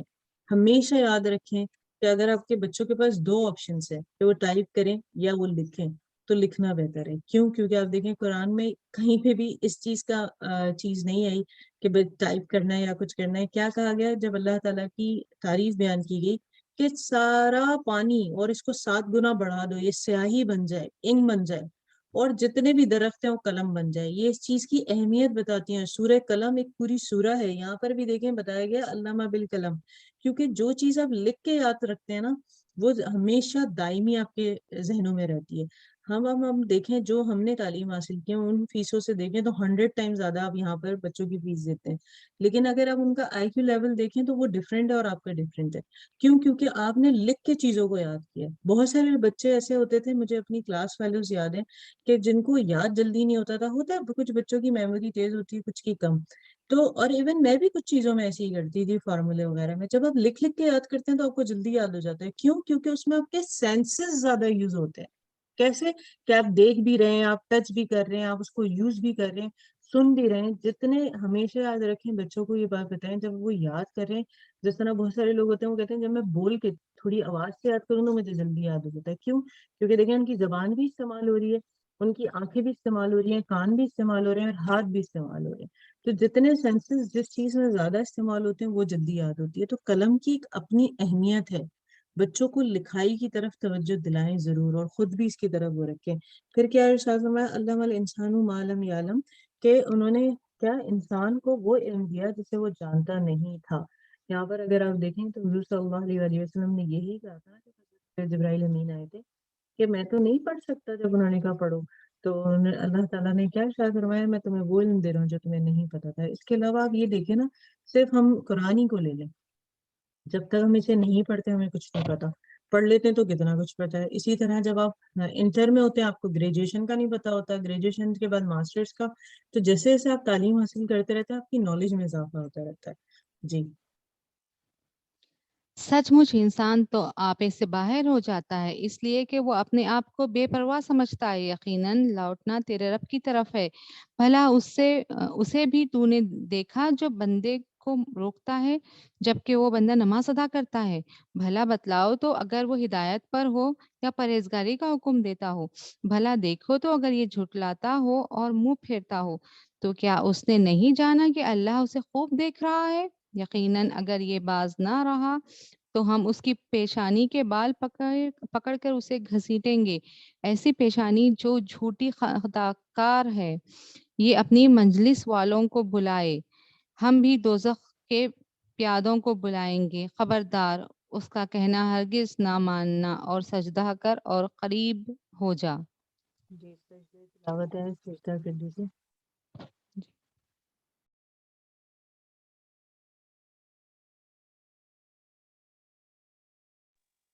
جی اس میں بتایا گیا ہے کہ رب کے نام کے ساتھ پڑھو. علم اور قلم کے ذریعے سکھایا گیا ہے، اور سرچشمہ علم صرف اور صرف بتایا گیا ہے کہ اللہ تعالیٰ کی ذات ہے اور اس کے سوا کوئی بھی نہیں ہے. جی آگے آ رہی ہے سورہ قدر. اور سورہ قدر جو ہے اس کا ایک رکوع ہے اور اس کی جو آیتیں ہیں وہ 5 ہیں، اور اس میں شب قدر کے بارے میں بات ہوگی. جی بسم اللہ الرحمن الرحیم. یقیناً ہم نے اسے شب قدر میں نازل فرمایا. تو کیا سمجھا کہ شب قدر کیا ہے؟ شب قدر 1000 مہینوں سے بہتر ہے. اس میں ہر کام کے سر انجام دینے کو اپنے رب کے حکم سے فرشتے اور روح جبرائیل اترتے ہیں. یہ رات سراسر سلامتی کی ہوتی ہے اور فجر کے طلوع ہونے تک ہوتی ہے. جی اس میں کہا گیا انا انزلناہ فی لیلۃ القدر، کہ بے شک ہم نے نازل کیا ہو، کس کی طرف جا رہا ہے؟ قرآن کو. فی لیلۃ القدر، لیلۃ القدر میں. یہ بات ہم نے کتنی بار پڑھی ہے کہ قرآن کو اللہ تعالیٰ نے رمضان میں اور لیلۃ القدر میں نازل کیا. یہ اس بات کی دلائل ہے. وما ادراک ما لیلۃ القدر. اور پھر کہا جا رہا ہے تم کیا جانو لیلۃ القدر کیا ہے. جب سوالیہ جملہ اللہ تعالیٰ کرتے ہیں نا تو اس وقت توجہ اللہ تعالیٰ زیادہ چاہتے ہیں انسان سے کہ ذرا توجہ دو کہ وہ کیا ہے، کہ ذرا میری طرف متوجہ ہوں، میں تمہیں بتانے لگا ہوں کہ اب شب قدر کیا ہے. پھر بتائی جا رہی ہے لیلۃ القدر خیر من الف شہر، کہ شب قدر جو ہے 1000 مہینوں سے زیادہ بہتر ہے. رات ایک ہے. آپ دیکھیں کہ اگر پورے آپ مہینوں کو کیلکولیٹ کریں تو کتنے بنتے ہیں؟ 48 مہینے بنتے ہیں. کیونکہ اگر آپ دیکھیں ایک مہینے میں 4 ہفتے ہوتے ہیں، اور اگر آپ دیکھیں 4 ہفتوں کے اندر پورے سال کے 12 ہفتوں میں دیکھیں کہ کتنے ہفتے ہیں تو وہ 48 بنتے ہیں. لیکن یہاں پر 1000 مہینوں کی بات کی جا رہی ہے تو کتنے سال ہو گیا، آپ اندازہ لگیں اس کو اگر ملٹیپلائی کرنا آپ شروع کریں، کیونکہ ایک سال میں صرف 12 مہینے ہوتے ہیں اور ہزاروں مہینوں کی بات ہوئی ہے. تو لیلۃ القدر میں کہ کہا جا رہا ہے 1000 مہینوں سے بہتر ہے. اب اگلا فائدہ بتایا جا رہا ہے کہ کیا ہے؟ تنزیل الملائکۃ والروح، کہ اس میں فرشتے بھی اترتے ہیں، روح امین بھی اترتے ہیں. اور فیہا باذن ربہم، کس کے اذن سے اترتے ہیں؟ اللہ تعالیٰ کے اذن سے. من کل امر، اور وہ سارے کے سارے جو حکم ہے وہ اسی کی طرف سے ہے. اور بتایا جا رہا ہے کب تک شب قدر جو آپ کے لیے سراسر ہدایت فائدے مند ہے، کہ سلام ہی حتی مطلع الفجر، کے سراسر سلامتی ہے طلوع فجر تک. یہاں آپ یاد رکھیں شب قدر جس طرح انشاءاللہ تعالیٰ ہوگی تو 20ویں روزے والے دن جیسی مغرب کی اذان ہوئی ہے تو آپ یوں سمجھیں رات شروع ہو گئی ہے. جیسی آپ نے وہ پڑھی ہے تراویح تو اب وہ شب قدر شروع ہو گئی، آپ جتنی زیادہ عبادت کر سکتے ہیں وہ کریں. اس کے لیے کیا ہے، سم ٹائم جیسے اب بچوں کے اسکول ہوں گے یا جو بھی سلسلہ ہے، تو ماحول کا تصور یہ ہوتا ہے کہ بس سارے کاموں سے جب ہم فری ہو جائیں گے اور سب سو جائیں گے تب ہم نے عبادت کرنی ہے. نہیں، آپ کو جیسے جیسے جو موقع ملتا رہتا ہے آپ عبادت کریں. فار ایگزامپل اب ویسے تو ہم پڑھ ہی رہے ہوتے ہیں، مغرب کے بعد بھی افطار کیا چیزیں کلیئر کر رہے ہیں کچن کو، تراویح کی تیاری کر رہے ہیں. اس کے علاوہ تراویح کے بعد بچوں کو ڈنر دے رہے ہیں، ان کو بیڈ پر لے کر جا رہے ہیں. کچھ بھی تو آپ تسبیحات پڑھتے رہیں، اور جیسے ہی آپ کو موقع ملے پھر آپ نوافل کا بھی اہتمام کریں. تو ابھی انشاءاللہ تعالیٰ اللہ تعالیٰ نے اگلی ہمیں نہیں پتا کہ آئے گی کہ نہیں، بلکہ یہ بھی نہیں پتا ابھی، تو اس میں بھی تھوڑا ٹائم ہے، کیونکہ انسان کے ایک پل کا نہیں پتا. تو ہم خوش نصیب ہوں گے کہ اگر ہم اسے پالیں. تو لیلۃ القدر کے بارے میں یہی بتایا گیا کہ ایک تو قرآن اس میں نازل ہوا 1000 مہینوں سے بہتر ہے، اور طلوع فجر تک مطلب فجر کی اذان تک جو ہے باعث رحمت ہے. اور جو لوگ فجر تک عبادت میں مشغول رہتے ہیں اور اللہ تعالیٰ سے دعائیں مانگتے ہیں تو اللہ تعالیٰ ان کو ضرور دیتا ہے. سورہ بینہ ہے آگے، یہ مدنی سورہ ہے، 1 رکوع ہے اور 8 آیتیں ہیں. جی بسم اللہ الرحمن الرحیم. اہل کتاب کے کافر اور مشرک لوگ جب تک کہ ان کے پاس ظاہر دلیل نہ آ جائے باز رہنے والے نہ تھے. وہ دلیل یہ تھی کہ اللہ کا ایک رسول جو پاک صحیفے پڑھے جو پاک صحیفے پڑھے جن میں صحیح اور درست احکام ہو. اہل کتاب اپنے پاس ظاہر دلیل آ جانے کے بعد ہی اختلاف میں پڑھ کر متفرق ہو گئے. جی یہاں انہیں پر بتایا جا رہا ہے نبی صلی اللہ علیہ وسلم کی اپنی ذات جو ہے ان کے لیے بہت بڑے نمونہ ہے، تو وہ اس چیز کو کیوں نہیں سمجھ رہے؟ انہیں اس کے سوائے کوئی حکم نہیں دیا گیا کہ صرف اللہ کی عبادت کریں، اسی کے لیے دین کو خالص رکھیں، یکسو ہو کر اور نماز کو قائم رکھیں اور زکوٰۃ دیتے رہیں. یہی ہے دین سیدھی ملت کا. بے شک جو لوگ اہل کتاب میں سے کافر ہوئے اور مشرکین، وہ دوزخ کی آگ میں جائیں گے جہاں وہ ہمیشہ ہمیشہ رہیں گے.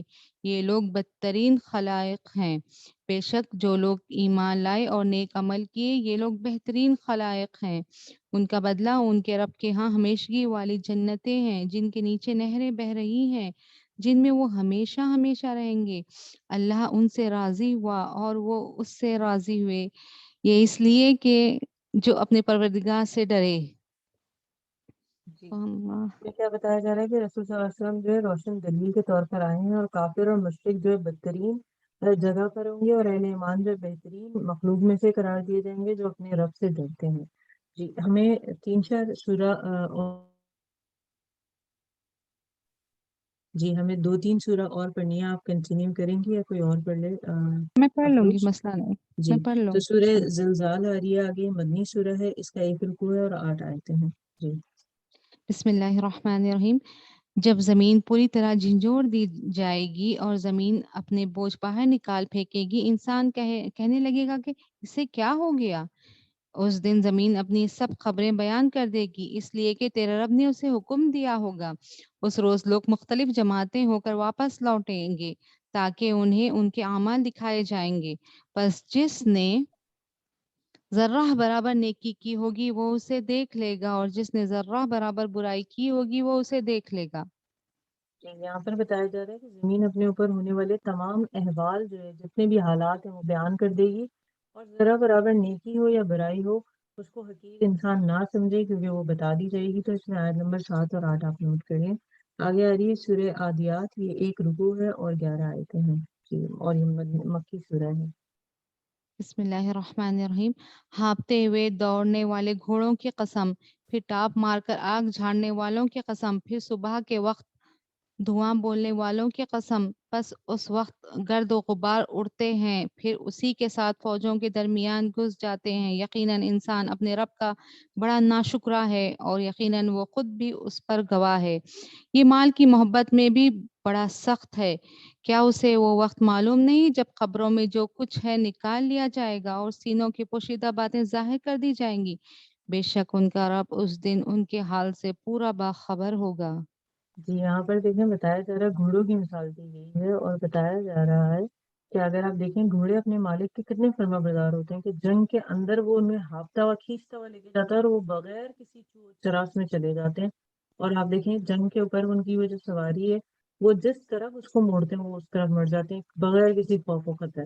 تو انسان کو بتایا جا رہا ہے کہ اللہ تعالیٰ جو تمہیں حکم دے اس کے مطابق چلو، جیسے کہ ایک جانور اتنا جاندار ہے، اگر دیکھا جائے وہ تو اپنے مالک سے زیادہ جاندار ہوتا ہے، جو گھوڑا ہے جو اس پہ سوار ہوتا ہے، لیکن وہ اپنے مالک کا اتنا فرما بردار ہوتا ہے۔ تو یہاں کہا جا رہا ہے انسان تو کیوں رب کا ناشکرا ہو جاتا ہے، پھر تجھے تو اس سے زیادہ نا شکر گزار ہونا چاہیے۔ آگے سورہ قاریہ ہے، مکی سورہ ہے، 1 رکوع ہے اور 11 آیتیں ہیں۔ جی بسم اللہ الرحمن الرحیم۔ کھڑکھڑا دینے والے کیا ہے؟ وہ کھڑکھڑا دینے والی، تجھے کیا معلوم کہ وہ کھڑکھڑا دینے والی کیا ہے؟ جس دن انسان بکھرے ہوئے پروانوں کی طرح ہو جائیں گے اور پہاڑ دھنی ہوئی رنگین اون کی طرح ہو جائیں گے، پھر جس کے پلڑے بھاری ہوں گے تو وہ تو دل پسند آرام کی زندگی میں ہوگا، اور جس کے پلڑے ہلکے ہوں گے اس کا ٹھکانہ ہاویہ ہے۔ تجھے کیا معلوم کہ وہ کیا ہے؟ وہ تند و تیز آگ ہے۔ جی یہاں پر بتایا جا رہا ہے کہ بھاری جن کے پلڑے ہوں گے، نامہ مال جن میں نیکی کے زیادہ ہوں گے، من پسند عیش میں ہوں گے، اور جن کے ہلکے ہوں گے وہ دہتی ہوئی آگ میں چلے جائیں گے۔ یہ پلڑے کیا ہیں؟ جس طرح ہم بیلنس کرنے والے ترازو دیکھتے ہیں، اسی طرح دیکھا جائے گا جو لوگ نیک ہوں گے وہ جنت میں داخل ہو جائیں گے۔ اور اس میں یاد رکھیں جو ساری دعائیں آپ نے مانگی ہیں دنیا میں اور وہ نہیں آپ کو ملی ہیں، مطلب قبول نہیں ہوئی، وہ تمام اللہ تعالیٰ کے پاس سیف ہیں۔ جب آپ کے بیٹے، بھائی، باپ، بچے، شوہر کوئی آپ کے کام نہیں آئے گا، وہ دعائیں آپ کے پلڑے میں ڈال دی جائیں گی اور آپ اس لیے جنت میں چلے جائیں گے۔ تو جب کبھی آپ دعا مانگے پورے اعتقاد اور توکل کے ساتھ اللہ پہ مانگیں، اور اگر وہ آپ کو مل جاتا ہے تو شکر گزار ہوں، اگر نہیں ملتا تو یقین رکھیں وہ اللہ تعالیٰ نے اپنے پاس سیو کر لیے اور اس دن آپ کے کام آئے گی۔ سورہ تکاثر ہے، مکی سورہ ہے، 1 رکوع ہے اور 8 آیتیں ہیں۔ جی بسم اللہ الرحمن الرحیم۔ کثرت کی چاہت نے تمہیں غافل کر دیا یہاں تک کہ تم قبرستان جا پہنچے۔ ہرگز نہیں، تم عنقریب معلوم کر لو گے۔ ہرگز نہیں، پھر تمہیں جلد علم ہو جائے گا۔ ہرگز نہیں، اگر تم یقینی طور پر جان لو تو بے شک تم جہنم دیکھ لو گے اور تم اسے یقین کی آنکھ سے دیکھ لو گے، پھر اس دن تم سے ضرور بضرور نعمتوں کا سوال ہوگا۔ اس میں کیا بتایا جا رہا ہے؟ اگر آپ دیکھیں کہ کثرت سے اللہ کی یاد سے غافل، جو کثرت ہے وہ اللہ کی یاد سے غافل کر دے اور خواب غفلت سے جاگو تو نعمتوں کی جواب دہی ہوتی ہے۔ یہاں یہ یاد رکھیں کہ اللہ تعالیٰ نے ہمیں بہت کچھ دیا۔ اگر آپ دیکھیں تم لوگوں کو زیادہ سے زیادہ ایک دوسرے سے بڑھ کر دنیا حاصل کرنے کی تم نے غفلت میں ڈال دیا ہے۔ آپ یہ دیکھیں واقعی یہ چیز تو آج ہم اپنے اندر محسوس کر سکتے ہیں، یہاں تک کہ اس فکر سے بھی تم جو ہے لبِ گور تک پہنچ جاتے ہو، مطلب قبر تک چلے جاتے ہو۔ ہرگز نہیں، عنقریب تمہیں معلوم ہو جائے گا۔ پھر سن لو، ہرگز نہیں، عنقریب تم معلوم ہو جائے گا۔ ہرگز نہیں، اگر تم یقینی علم کی حیثیت سے اس روش کے انجام کو جانتے ہوئے ہو تو تمہارا تم جو دیکھو گے وہ پھر دوزخ ہے۔ تو یاد رکھیں لوگوں کی مال سے، اولاد سے، شکل و صورت سے، گاڑی کپڑوں سے اور دوسری چیزوں سے انسپائر نہ ہو۔ اگر کوئی چیز ہے کسی سے متاثر ہونے والی، اس کا اخلاق، اس کا علم ہے، اس کے انداز بیاں ہے، اور یہ ساری چیزیں جو ہیں جزوی ہیں اور ان میں کبھی کسی سے مقابلہ بھی نہ کریں۔ ہمیشہ جو جس کو ملتا ہے اس پر آپ شکر گزار ہیں کہ ایک تو ان کے لیے دعا کریں، اللہ تعالیٰ آسانی کرے ان سب کے لیے، اور دوسرا یہ کہ اپنے معاملے میں بھی خیر کا چیزیں سوچیں کہ اللہ تعالیٰ آپ کو بھی بہت دے اور اللہ تعالیٰ ان لوگوں کی چیزوں میں بھی برکت ڈالے۔ جب آپ کسی کی نعمتوں پر خوش ہوتے ہیں تو اور اس کی خوشی پر خوشی مناتے ہیں تو اللہ تعالیٰ اس سے زیادہ آپ کو عطا کرتا ہے، اور اگر آپ حاسدوں والی نظر میں لگ جاتے ہیں تو پھر اللہ تعالیٰ آپ کو بھی نہیں دیتا۔ اور ویسے تو اپنی ایسی نعمتیں جس کو آپ کو خوف آتا ہے کہ کسی پہ ظاہر نہیں کرنی، ان کو تو بچا کر ہی رکھنی چاہیے۔ سورہ عصر ہے، 3 آیتیں ہیں اس کی اور 1 رکوع ہے۔ جی بسم اللہ الرحمن الرحیم۔ زمانے کی قسم، بے شک انسان سراسر نقصان میں ہے سوائے ان لوگوں کے جو ایمان لائے اور نیک عمل کیے اور جنہوں نے آپس میں حق کی وصیت کی اور ایک دوسرے کو صبر کی نصیحت کی۔ یہاں جو لوگ کہتے ہیں کہ زمانہ برا ہے، زمانہ یہ ہے، تو اللہ تعالیٰ نے ایک حدیث کا مفہوم ہے ارشاد فرمایا میں زمانہ ہوں اور زمانے کو کبھی برا مت کہو۔ تو یہ یاد رکھیں زمانے کو برا کہنا چھوڑ دیں، پہلی بات، کیونکہ یہاں دیکھیں عصر کی قسم جو ہے زمانے کی قسم ہے۔ پھر ان الانسان لفی خسر، انسان در حقیقت خسارے میں ہے۔ اب اللہ کر کے کچھ لوگوں کو الگ کر دیا خسارے سے، کون؟ الذین آمنوا وعملوا الصالحات وتواصوا بالحق وتواصوا بالصبر، کہ کون لوگ خسارے سے ہٹ کر ہیں؟ جو ایمان لائے پہلی بات نیک عمل کرتے ہیں، دوسری بات، تیسری بات ایک دوسرے کو حق کی نصیحت کرتے ہیں، اور چوتھی صبر کی تلقین کرتے ہیں. چاروں کو نوٹ کر لیا. تو اگر ہم یہ سب کر رہے ہیں تو اللہ تعالیٰ ان چیزوں کو پسند کرتا ہے. تو یہ یاد رکھیں، وقت گزر رہا ہے، فائدہ نہ اٹھایا تو خسارہ ہی خسارہ ہے. صبر کے ساتھ دین پر چلنے کی ضرورت ہے، نیک عمل کرنے کی ضرورت ہے، اور ایمان لانے کی ضرورت ہے. ایک دوسرے کو نصیحت کرنی ہے. دیکھیں آج ہم یہاں جو بیٹھے ہیں جمع ہو کے، وہ کیا ہے کہ اگر آپ کے پاس تھوڑا علم ہے تو اسے آپ دوسروں تک پہنچائیں، ان کو نیکی کی ترغیب دیں کہ آپ اس طرح نیکی کریں. سم ٹائم ایسا ہے کہ آپ نہیں کر پا رہے اور آپ نے کسی کو نصیحت کی اور وہ کر رہا ہے تو آپ کو اجر مل رہا ہے، وہ دائمی اجر ہے. اور صبر کی تلقین کریں کہ کبھی بھی کوئی بھی پریشان ہے تو ضروری نہیں آپ اس پہ ہائپ بنا دیں، نہیں ایسا بھی ہو سکتا ہے ویسا بھی ہو سکتا ہے. آپ صبر کی تلقین کریں، یہ سب سے بہتر ہے. سورہ ہمزہ ہے، 1 رکوع ہے، مکی سورہ ہے اور 9 آیتیں ہیں اس میں. جی بسم اللہ الرحمن الرحیم. بڑی خرابی ہے ہر ایسے شخص کی جو عیب ٹٹولنے والا، غیبت کرنے والا ہو، جو مال کو جمع کرتا ہو اور گنتا جائے. وہ سمجھتا ہے کہ اس کا مال اس کے پاس سدا رہے گا. ہرگز نہیں، یہ تو ضرور توڑ پھوڑ دینے والی آگ میں پھینک دیا جائے گا. اور تجھے کیا معلوم کہ ایسی آگ کیا ہوگی؟ وہ اللہ کی سلگائی ہوئی آگ ہوگی جو دلوں پر چڑھتی چلی جائے گی. وہ ان پر ہر طرف سے بند کی جائے گی بڑے بڑے ستونوں میں. جی یہاں دیکھیں، سب سے پہلی بات بتائی جا رہی ہے کہ وہ شخص جو تانے دیتا ہے، اگر آپ میں سے کسی کی بھی عادت ہے تو پہلی بات اسے چھوڑ دیں. اور اگر دوسرا کرتا ہے تو صبر سے کام لیں. پھر کیا کرتا ہے دوسرا کام، کیا کرتا ہے تہمت. اگر آپ دیکھیں برائیاں کرتا ہے. تیسرا کام کیا کرتا ہے، مال کو جمع کرتا ہے، گن گن کے رکھتا ہے، اور وہ گمان کرتا ہے کہ ہمیشہ اس کے پاس رہے گا. تو یہاں کہا جا رہا ہے کہ عیب جوئی کرنے والا جو آج مال میں گھرا ہوا ہے کل آگ میں گھس جائے گا. یہ بات ہمیشہ یاد رکھیں. تو اصل چیز کیا ہے کہ اگر اللہ نے آپ کو مال دیا ہے تو اسے بالکل بلڈ کی طرح، جس طرح ہمارے خون میں وہ پورے طریقے سے سرکولیٹ کر رہے، تو ضرورت مندوں تک پہنچائیں. تانا نہ دیں کسی کو، نہ پیچھے برائی کریں. اور کہا گیا ہرگز وہ شخص تو چکنا چور کر دیے گئے، کرنے والی جگہ میں پھینک دیا گیا، اور تم کیا جانو وہ چکنا چور کرنے والی جگہ کیا ہے. ہم کیا بتایا گیا، وہ آگ ہے جو بھڑکائی ہوئی ہوتی ہے. تو یہاں پر اگر آپ اچھے عمل کریں گے تو آپ اچھی جگہ پر ہوں گے، برے عمل کریں گے تو بری جگہ پر ہوں گے. سورہ فیل آ رہی ہے، یہ مکی سورہ ہے اور یہ 1 رکوع ہے اور 5 آیتیں ہیں. جی بسم اللہ الرحمن الرحیم. کیا تو نے نہیں دیکھا کہ تیرے رب نے ہاتھی والوں کے ساتھ کیا کیا؟ کیا ان کے مکر کو بیکار نہیں کر دیا؟ اور ان پر پرندوں کے جھنڈ بھیج دیے جو انہیں پتھر کی کنکریاں مار رہے تھے، بس انہیں کھائے ہوئے بوسے کی طرح کر دیا. جی یہاں پر کیا ہے کہ حضور صلی اللہ علیہ وسلم کی پیدائش سے آلموسٹ اگر دیکھا جائے 1.5 مہینے پہلے یہ واقعہ پیش آیا تھا کہ یمن کا جو حبشی عیسائی تھا ابراہا، وہ جو ہے 60,000 لشکر لے کر مکے پر آ گیا تھا. اور یہ سوچ کر، اور اس کے ساتھ جو لوگ تھے اس میں ہاتھی بھی تھے.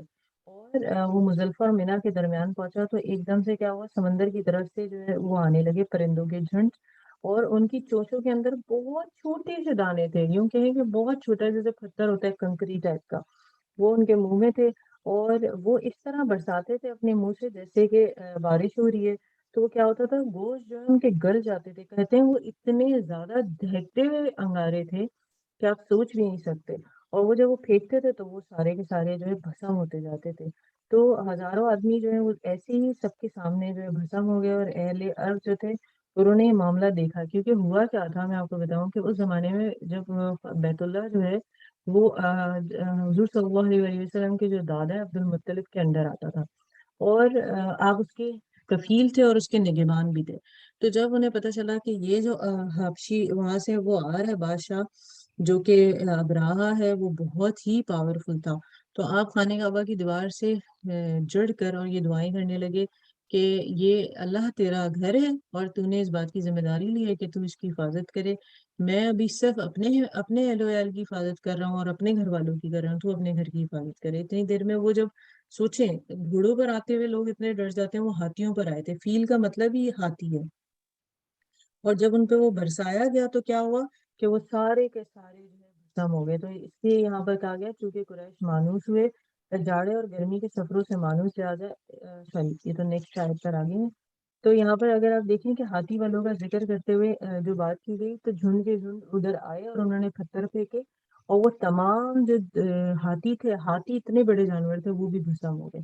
جی آگے سورہ قریش آ رہی ہے، بس انشاءاللہ تعالی ہم سورہ کوثر تک پڑھیں گے اور پھر اس تھوڑی سی بات کریں گے تو کمپلیٹ ہو جائے گی ہماری. جی سورہ قریش.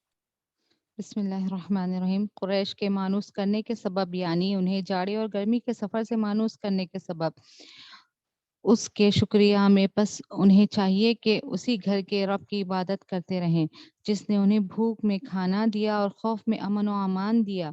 کیا تو نے اسے بھی دیکھا جو روز جزا کو جھٹلاتا ہے؟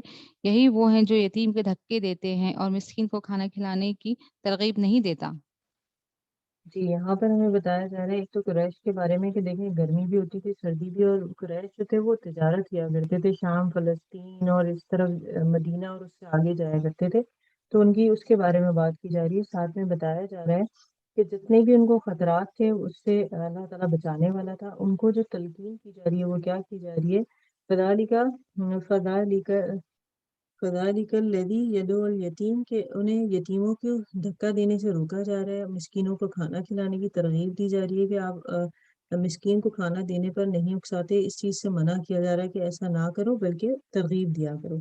پھر تباہی ہے ان نماز پڑھنے والوں کے لیے جو اپنی نمازوں میں غفلت برتتے ہیں. جیسے کہ آپ دیکھیں بہت سارے ٹائم ہم بھی ایسے ہی کرتے ہیں، نماز تو پڑھ رہے ہوتے ہیں لیکن ہماری توجہ اس طرف نہیں ہوتی. تو یہ نہیں ہونی چاہیے. جو کہ ریاکاری کرتے ہیں، اب بہت سارے لوگ ایسا بھی کرتے ہیں، نماز پڑھ رہے ہیں گھر کے اندر جو پڑھتے ہیں وہ مختصر نماز ہے، لیکن اگر مجمع میں پڑھ رہے ہیں تو اسے آپ نے لمبا کر دیا. تو یہ بھی ریاکاری میں آتی ہے اور اسے ناپسند کیا گیا. معمولی ضرورت کی چیزیں لوگوں کو دینے سے گریز کرتے ہیں. آپ دیکھیں آپ کے پاس اس دن ہم نے پڑھا تھا، ہم نے بھی قرآن میں، کہ آپ سفر میں اور آپ کے پاس پانی ہے اور کسی نے مانگا اور آپ نے اسے دے دیا تو عظیم ترین اجر ہے، اور نہیں دیا تو بہت بڑا گناہ ہے. تو ضرورت کی چھوٹی موٹی چیزیں اگر کوئی مانگتا ہے تو اسے دے دیں. تو یہاں بتایا جا رہا ہے سورہ قریش میں کہ اللہ تعالیٰ کیا ارشاد فرما رہے ہیں کہ آپ نے جو ہے نا ان چیزوں سے بچنا ہے. جو بھی ایکچولی میں خود بھی ہے نا مینٹلی اب ٹائرڈ ہو گئی ہوں. تو اس میں بتایا جا رہا ہے ہمیں کہ آپ نے اللہ تعالیٰ کی عبادت بھی کرنی ہے. میں اگلی آیت پہ ایکچولی چلی گئی، سورہ ماؤن پر. تو اس میں جی بتایا جا رہا ہے کہ رب کی عبادت کرنی ہے اور آپ نے بھوکوں کو کھانا کھلانا ہے، اور خوف سے پھر اللہ تعالیٰ آپ کو بچا دے گا. اگلی آیت کی میں نے ٹرانسلیشن وہ تفسیر تو کر دیا، آپ وہ کر دیجیے ٹرانسلیشن. بسم اللہ الرحمن الرحیم. کیا تو نے اسے بھی دیکھا ہے جو روز جزا کو جھٹلاتا ہے؟ یہی وہ ہے جو یتیم کو دھکے دیتا ہے اور مسکین کو کھانے کی ترغیب نہیں دیتا. اور ان نمازیوں کے لیے ہلاکت ہے جو اپنی نماز سے غافل ہیں، جو ریاکاری کرتے ہیں اور برتنے کی عام چیز روکتے ہیں. جی یہاں پر دیکھیں ہم نے سورہ قریش کے بعد سورہ ماؤن کی بات ہم نے وضاحت تو پہلے کر دی ہے. اس کی بھی جو ہے اگر آپ دیکھیں ایک ہی رکوع اور 7 آیتیں ہیں جن کے اندر ہمارے لیے باعث جو ہماری زندگی پہ چیزیں اپلائی ہوتی ہیں وہ بتائی گئی ہیں کہ ہم نے کیا کیا کرنا ہے. بار بار ہمیں یتیم اور مسکین کے بارے میں بتایا گیا ہے کہ ہم نے خود تو ان کو کھلانا ہے، دوسروں کو بھی اس کی طرف لے کر آنا ہے، اور نمازوں میں غفلت نہیں برتنی ہے اور کوئی ریاکاری نہیں کرنی ہے، اور زیادہ سے زیادہ چیزیں جو ہیں اگر کوئی ضرورت مند مانگتا ہے تو اسے ہمیں دینی ہے. اب اگلی سورہ آ رہی ہے سورہ کوثر، اور سورہ کوثر جو ہے وہ ایک رکوع ہے، 3 آیتیں ہیں، اور یہ قرآن کی سب سے چھوٹی سورہ ہے. اور ایک بات آپ ذہن میں ہمیشہ رکھیے گا، جب کبھی جیسے بہت سارے لوگ ہوتے ہیں قرآن میں ان کو بہت ساری سورہ یاد ہوتی ہیں، جیسے سورہ کاف ہو گئی، سورہ ملک ہو گئی، اس طرح سورہ رحمان ہو گئی، سورہ یاسین ہو گئی. تو ہمیشہ یاد رکھیں، کچھ لوگ کہتے ہیں کہ اگر ہم اسے نمازوں میں پڑھ رہے ہوں ایک ایک رکعت میں تو کیسے پڑھیں؟ تو کہا جاتا ہے کم سے کم آپ نے 3 آیتیں ضرور پڑھنی ہے. زیادہ سے زیادہ آپ کی مرضی ہے، آپ اس کو جتنا ڈیٹیل میں کر لیں. جیسے نبی صلی اللہ علیہ وسلم سورہ بقرہ سے شروع ہوتے تھے، سورہ آل عمران اور سورہ نساء تک پڑھ لیا کرتے تھے. وہ آپ کی اپنی چوائس ہے، لیکن کم سے کم 3 آیتیں ضرور پڑھیں، کیونکہ قرآن کی جو سب سے چھوٹی سورہ ہے اس کی 3 آیتیں ہیں. اور سب سے بڑی سورہ کون سی ہے؟ ہم نے پڑھا تھا سورہ بقرہ. تو اب اس سورہ کے بارے میں پڑھ لیتے ہیں. جی بسم اللہ الرحمن الرحیم. یقیناً ہم نے تجھے حوض کوثر دیا ہے، پس تو اپنے رب کے لیے نماز پڑھ اور قربانی کر. یقیناً تیرا دشمن ہی بے نام و نشان ہے. اس میں کیا تھا، جیسے ابھی ہم نے بتایا کہ حضور صلی اللہ علیہ وسلم کے جب بیٹے پیدا ہوتے تھے تو وہ کیا کرتے تھے کہ ان کا انتقال ہو جاتا تھا تو تمام لوگ ان کا مذاق اڑایا کرتے تھے، خاص کر قریش مکہ. تو اس پر کہا جا رہا ہے کہ وہ جو مذاق اڑا رہے ہیں انہی کی جو ہے اللہ تعالیٰ رب کو کاٹ دے گا. لیکن اب ان کے نام تو باقی نہیں رہے، لیکن نبی صلی اللہ علیہ وآلہ وسلم کا نام آج تک باقی ہے۔ بتایا جا رہا ہے حوض کوثر جو ہے وہ خیر کثیر ہے، جو نبی صلی اللہ علیہ وآلہ وسلم کو عطا کی گئی، جو ایک دفعہ پی لے گا پیاسا نہیں رہے گا۔ تو اس کے بارے میں یہ بتایا گیا۔ الحمدللہ آج ہمارا یہاں تک پارہ کمپلیٹ ہو گیا، آگے چند سورہ رہ گئی ہیں تو وہ ہم کل کریں گے۔ پہلے ہم دعا پڑھ لیتے ہیں۔ اللہم آمین صلی شفیق قبلی اللہم رحمنی بالقرآن العظیم فضل الامام و نورا و ہدى و رحمہ اللہم ذکرنی من ما نسیت وعلمنی من ما جہل وارزقنی تلاوتہ وانا اللیل وانا النہار فضل لی حجت یا رب العالمین آمین آمین۔